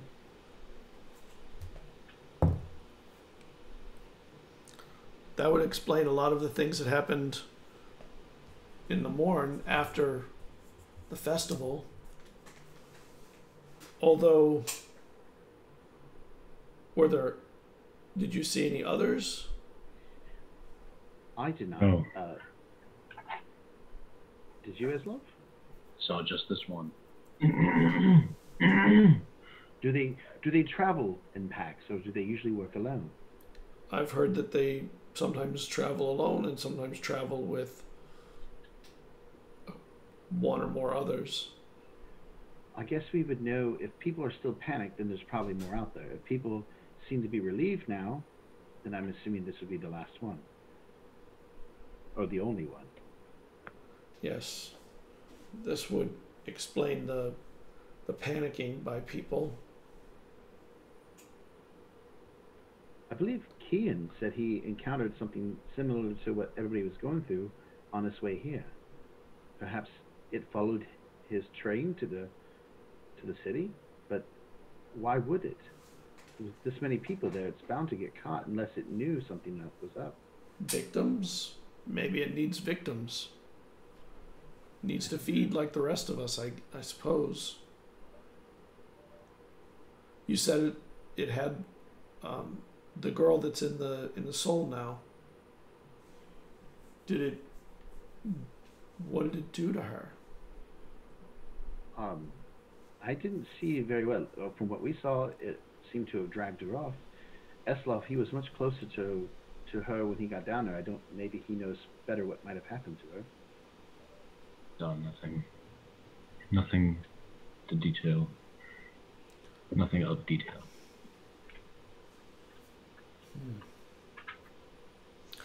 Here, let's take it to. I don't want to bring it in through the doors and let everyone see this thing. Yes, I thought it would be unwise. I'll get a guard. We'll leave it here till the morning. We'll have it watched. I'll bring something to throw over it. I don't wish it to be left alone either. I want to make sure that it doesn't disappear. If there are more, I don't want it to be taken, or whatever they would do with it. He comes back a few minutes later with a guard and a heavy fur blanket. Cover it. Guard, you're to stay here and guard that. You're not to look under there. You hear? You understand me? Yes, Apania. And he heads back in. Thank you. We'll when we're with the council again in the morning, maybe we'll bring it to them. Then inside, we'll have to figure out how to show them. All right. Eslov, with this business done for the night, do you plan to stay here, or would you like to come and stay in the tavern? I'll cover your expenses if you need. Thanks for a second. Well, I've never stayed in a tavern before. It seems worthwhile. I'll even buy you a drink. I'll even buy you a first drink there. I bet I can outdrink you. You probably could. You're much larger, and you definitely have a more constitution probably for it than I do, but I will try if you wish. It's a bet then. And then I'll go to get his stuff. So there are a bunch of taverns around here. Many of them for the festival were closed because they had all their ales and liquors out for the festival. The inns are in many cases reopened just from what happened last night. And there are people, when you go in there, people sleeping in chairs. There are people who have gone upstairs, but it's a night that everyone is sleeping uncomfortably through. You get in there, a lot of people who are drinking and drinking to get drunk, not drinking to enjoy a drink. You know, you can tell that there are people who are shaken. Is Kian in there drinking? Is he one of those individuals, or did he go and sleep? Kian, are you drinking or did you go to sleep? Assuming I set up Meadow in her room along with, I forget the old guy's name, but... Mr. Holly. Mr. Holly, right. Assuming they're set up, sure, yeah. Why the hell not? So, yes, Kian's down there drinking. Kian. Contemplate. Oh, you gotta be kidding me. Hell, hi. Barkeep. 3 of what he's having. 1 for him and 1 for me and Dragonborn. All right, that puts it back in my good graces. Yeah, sure. You find anything I'll buy interesting? the next round. Yeah. They went away until morning. Awok obviously did not want the creature at his house. I feel like I told you this. No, you did. But where else were we supposed to take it? I didn't want to take it directly into the soul. Mm-hmm. Apane saw it, and he called for a guard to watch over the creature. We plan to deal with it in the morning. So, and our Dragonborn friend here believes that he can outdrink you. I think I said that about you, but yes, I'll and I challenge agree. anyone. I agree, but I'm curious if Kian can keep up with you as well. No, I'm confident in my own skill. I don't feel the need to prove it. You know, sometimes some challenges are so easy they're not even worth considering. You say that in character? Yeah. It's all just a bit of fun. I mean, listen, if you're buying... Indeed I am. Sure. And the drinks start to flow. Like, I've got like a book in hand that I'll put away as this is how, like, oh, okay, all right, time to be social.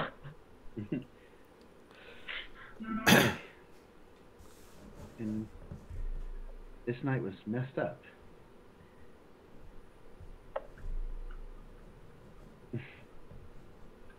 That's the only words I can have for it. It was a terrible night. But at least we did something in the end to make a little bit of a difference.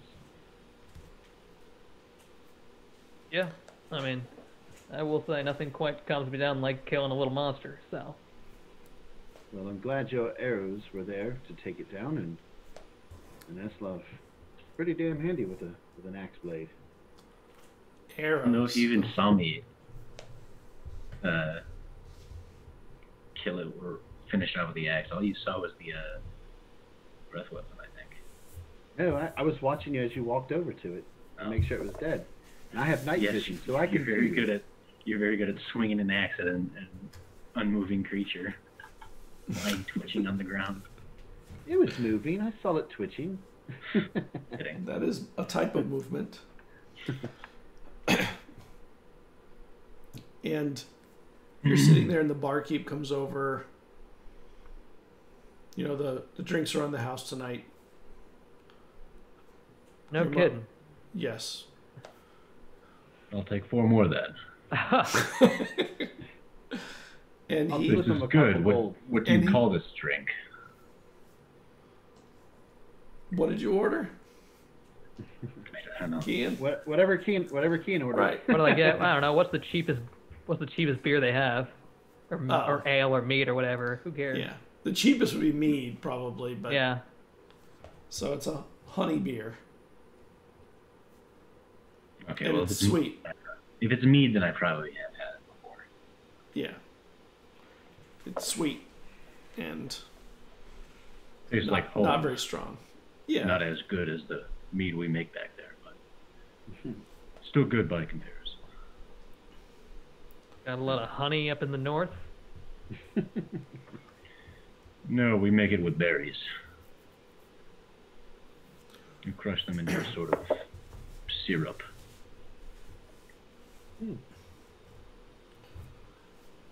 Huh. I'd love to taste one of your berry brew.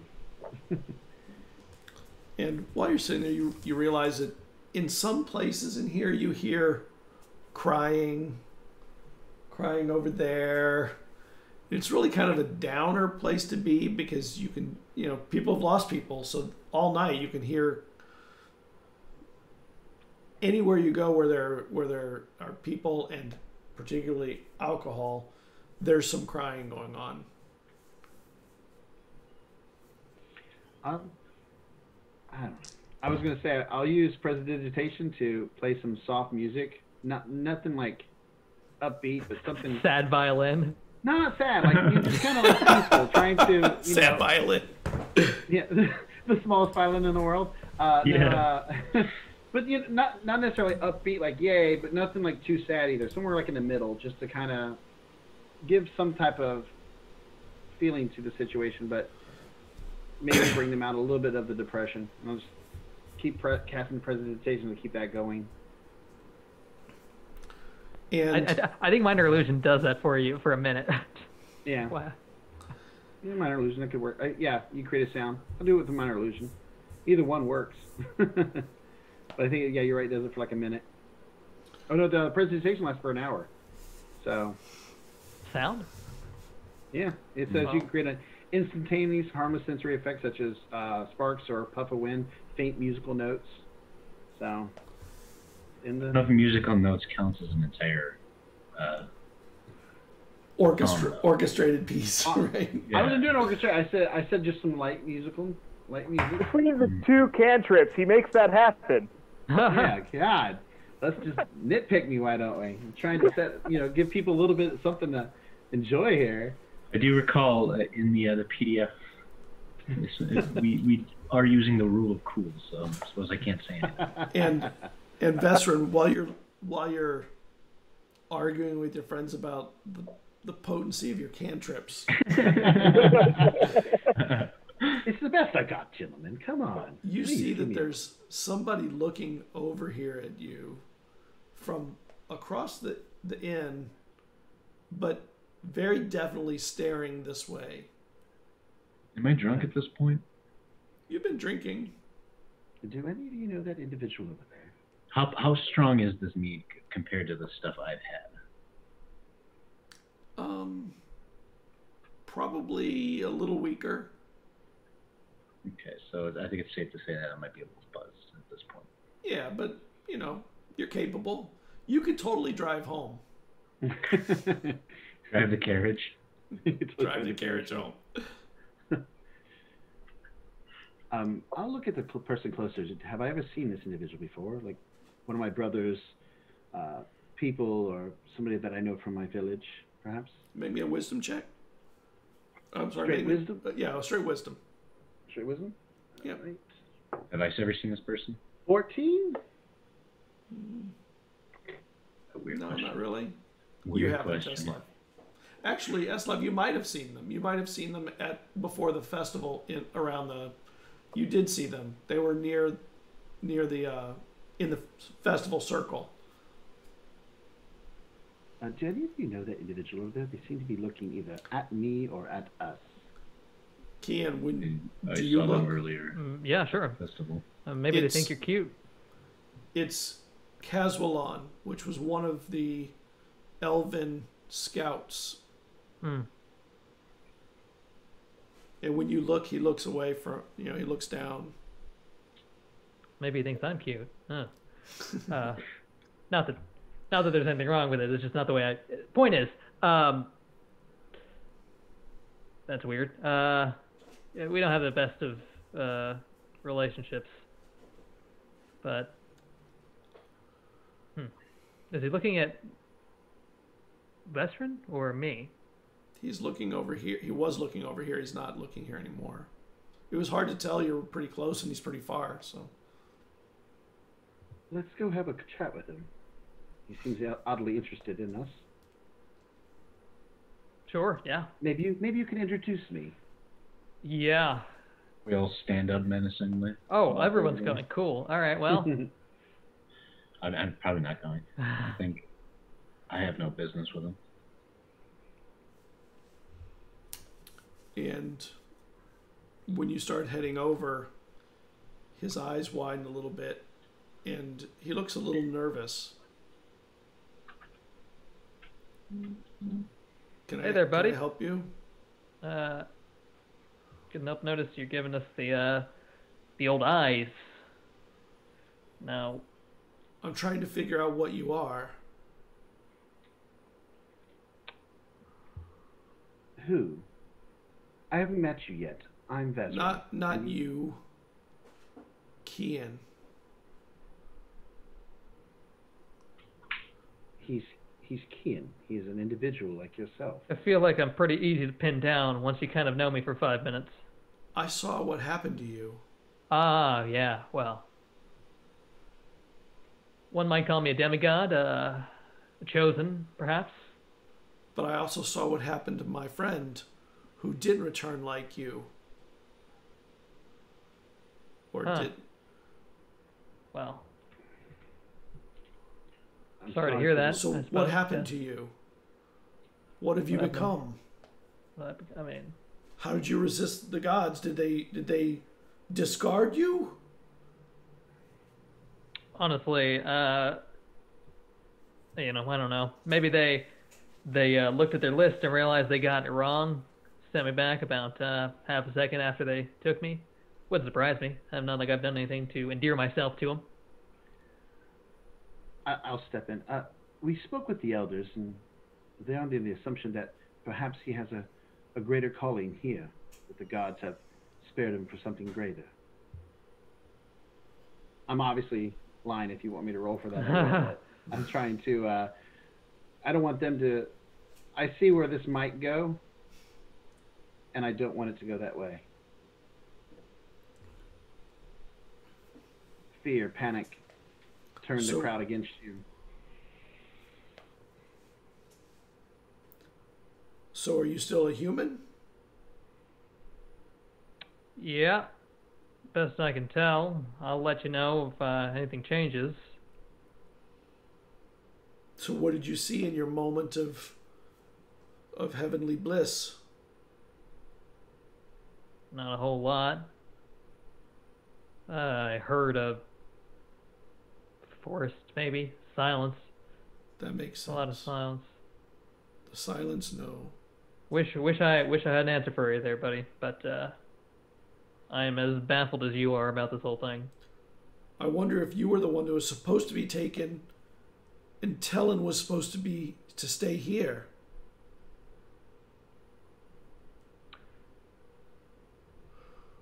And you can tell he's got a lot of drinks in front of him. Yeah. Don't you, or isn't this you believe that they're taking you up to be chosen by the gods for something? That's a good thing for him, isn't it?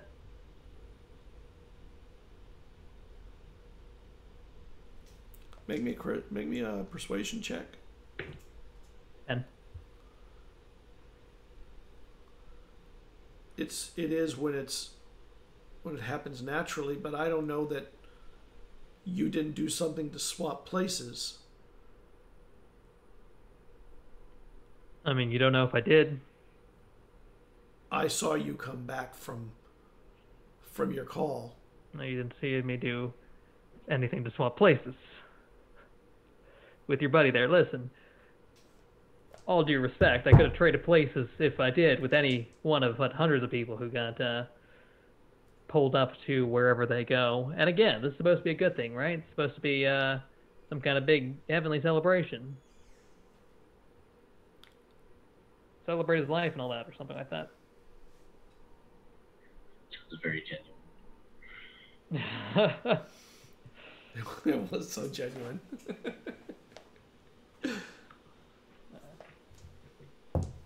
Listen, buddy, I'm gonna head back to my table and leave you to stew over your thoughts. Maybe give a toast of remembrance to your good friend Tellen, and hopefully we don't ever see each other again. How's that sound?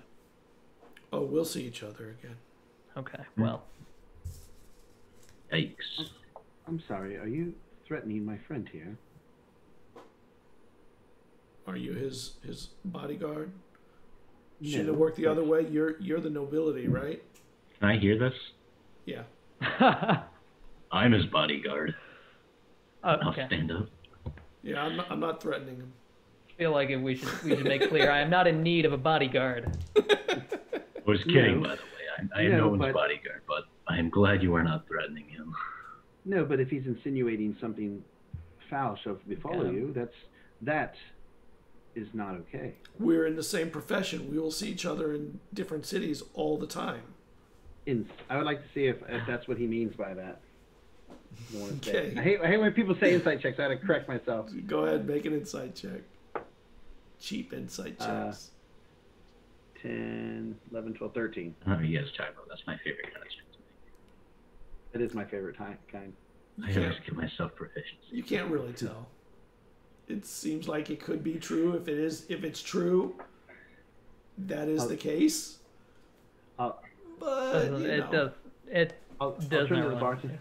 I'll turn to the bartender and I'll tell him, get this man, Kian, myself, and our Outlander friend here, Eslov, your best drink, and I will pay for those.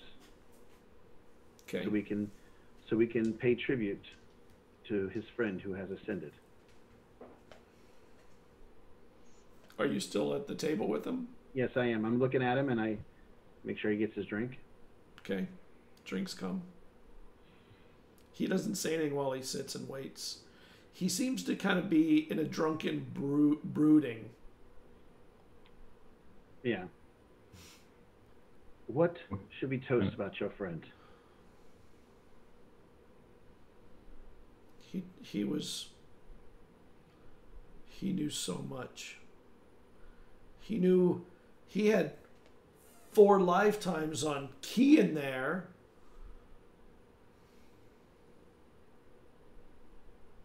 So he's 4 times as, useful upon ascent, is what I'm hearing. I'll elbow you. Like, Yeah. like shush. To the knowledge that he has, may it guide him with the gods above.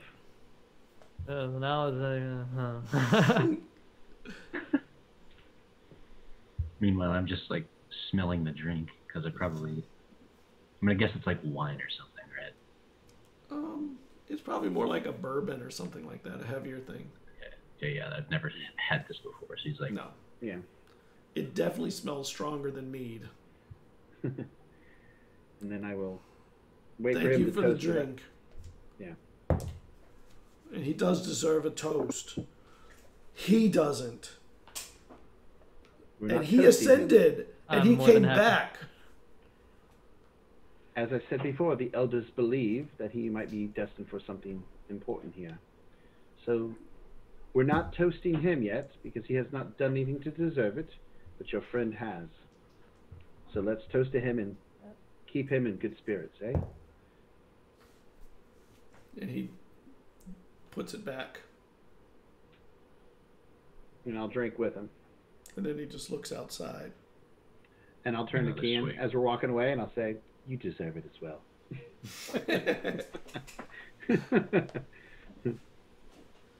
I don't like this.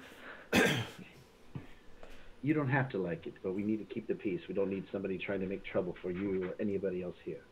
Oh, yeah, no, that was fine. That was a very clever maneuver. I don't like the chumminess that we're getting here. Well, I'm sorry. Yeah. Thanks, though. Well, you don't usually mind chumminess when someone else is buying. It's when it inverts that it's not such a good chumminess. Anyway, that's all I got. I'll head to bed soon. That'll be it for me. I'll write a couple letters before I go to bed, and then I'll also rest and do my spells and everything. Okay. Everyone goes, takes their leave for a while.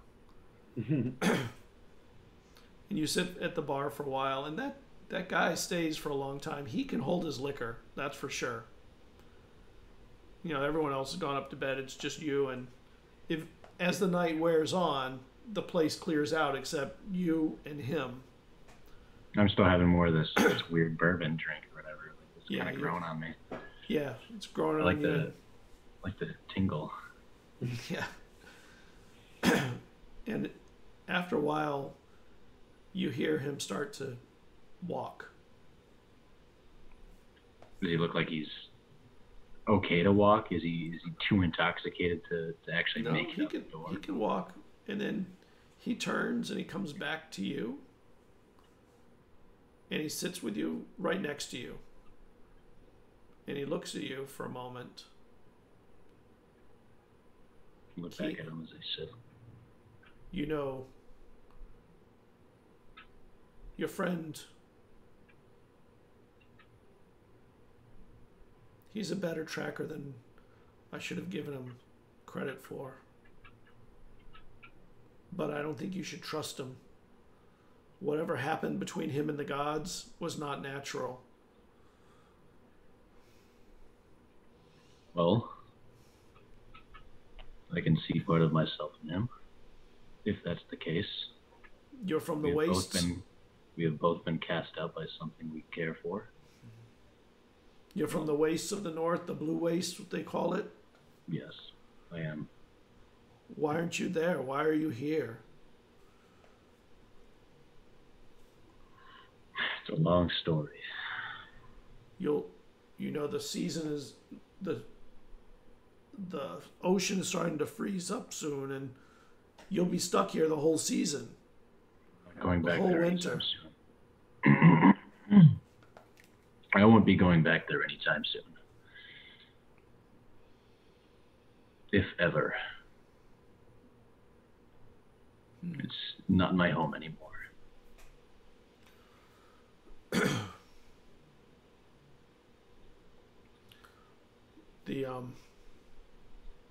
So is there anything you miss from your home?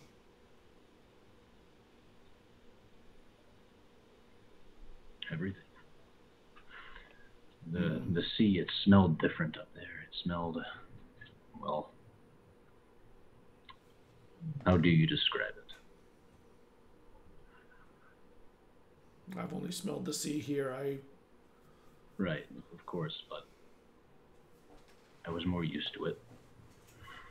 It was colder. It's too warm here. And I bet even in winter it's still going to be too warm for me. And you guys continue talking for a while. And you start to, your eyes get a little bit blurry over time.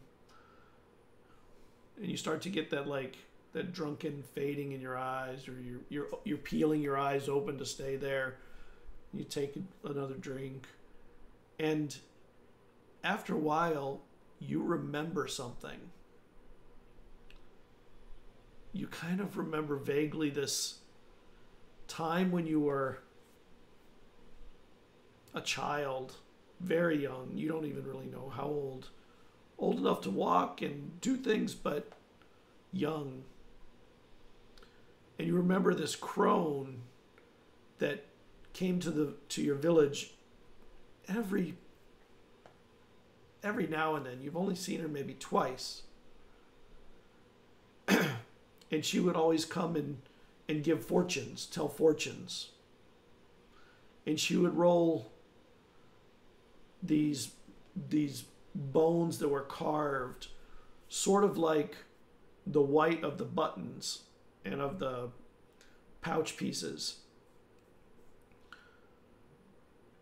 And in your mind, you kind of remember seeing her rolling these things, and there were symbols carved into them. And she would look at the symbols and tell things about what was going to happen. And you kind of are fading in and out, and you remember her saying something to your mother.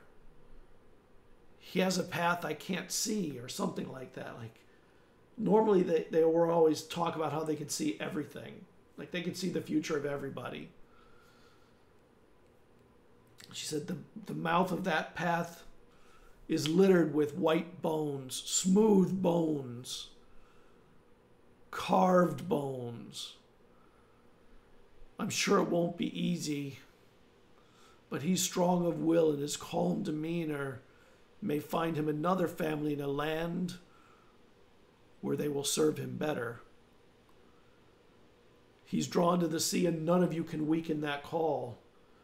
And you remember, as your eyes get blurry, that one of the symbols on two of the dice, the bones, are symbols that are on your back. And you think they were ones that you saw on the post, or that they had made rubbings of on the post. And your eyes widen for a moment, and you look to the side, and the guy is not there anymore. And it's just the bartender. He says, "Are you okay?" And I'm fine. and make me a Constitution save. The save, right? Yes. Time to heave. 17. Okay. You think you're about to pass out, and you Okay. hold yourself, your eyes open. Is there anything left in my glass? No. Okay. Maybe there's a little bit left. I'll throw the rest of it back, and then I'll make my way upstairs to go to bed. I'll thank the bartender. And that's where we'll break.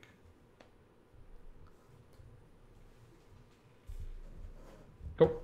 On a drinking binge. Yeah, I was worried about that guy, Ken. All he needs is a drunk to start saying, he came back and he shouldn't have been. And Toast, we were about to Toast do is a a clever bar move. brawl. Toast is I a was smart move. excited for the bar brawl, yeah. I was But I'm considering a gonna toast, but my toast would have just been sarcastic and dickish. So yours being genuine was a good way of deflating the tension. Toast to your Totally. dead friend. Did you like the elbow? Like, shut up. Yeah. It's like, it would have been something like to what was his name again? And could you describe him a little more? Yeah, I don't. Yeah. He's an elf. His name is Kazwalon, and he's tall and.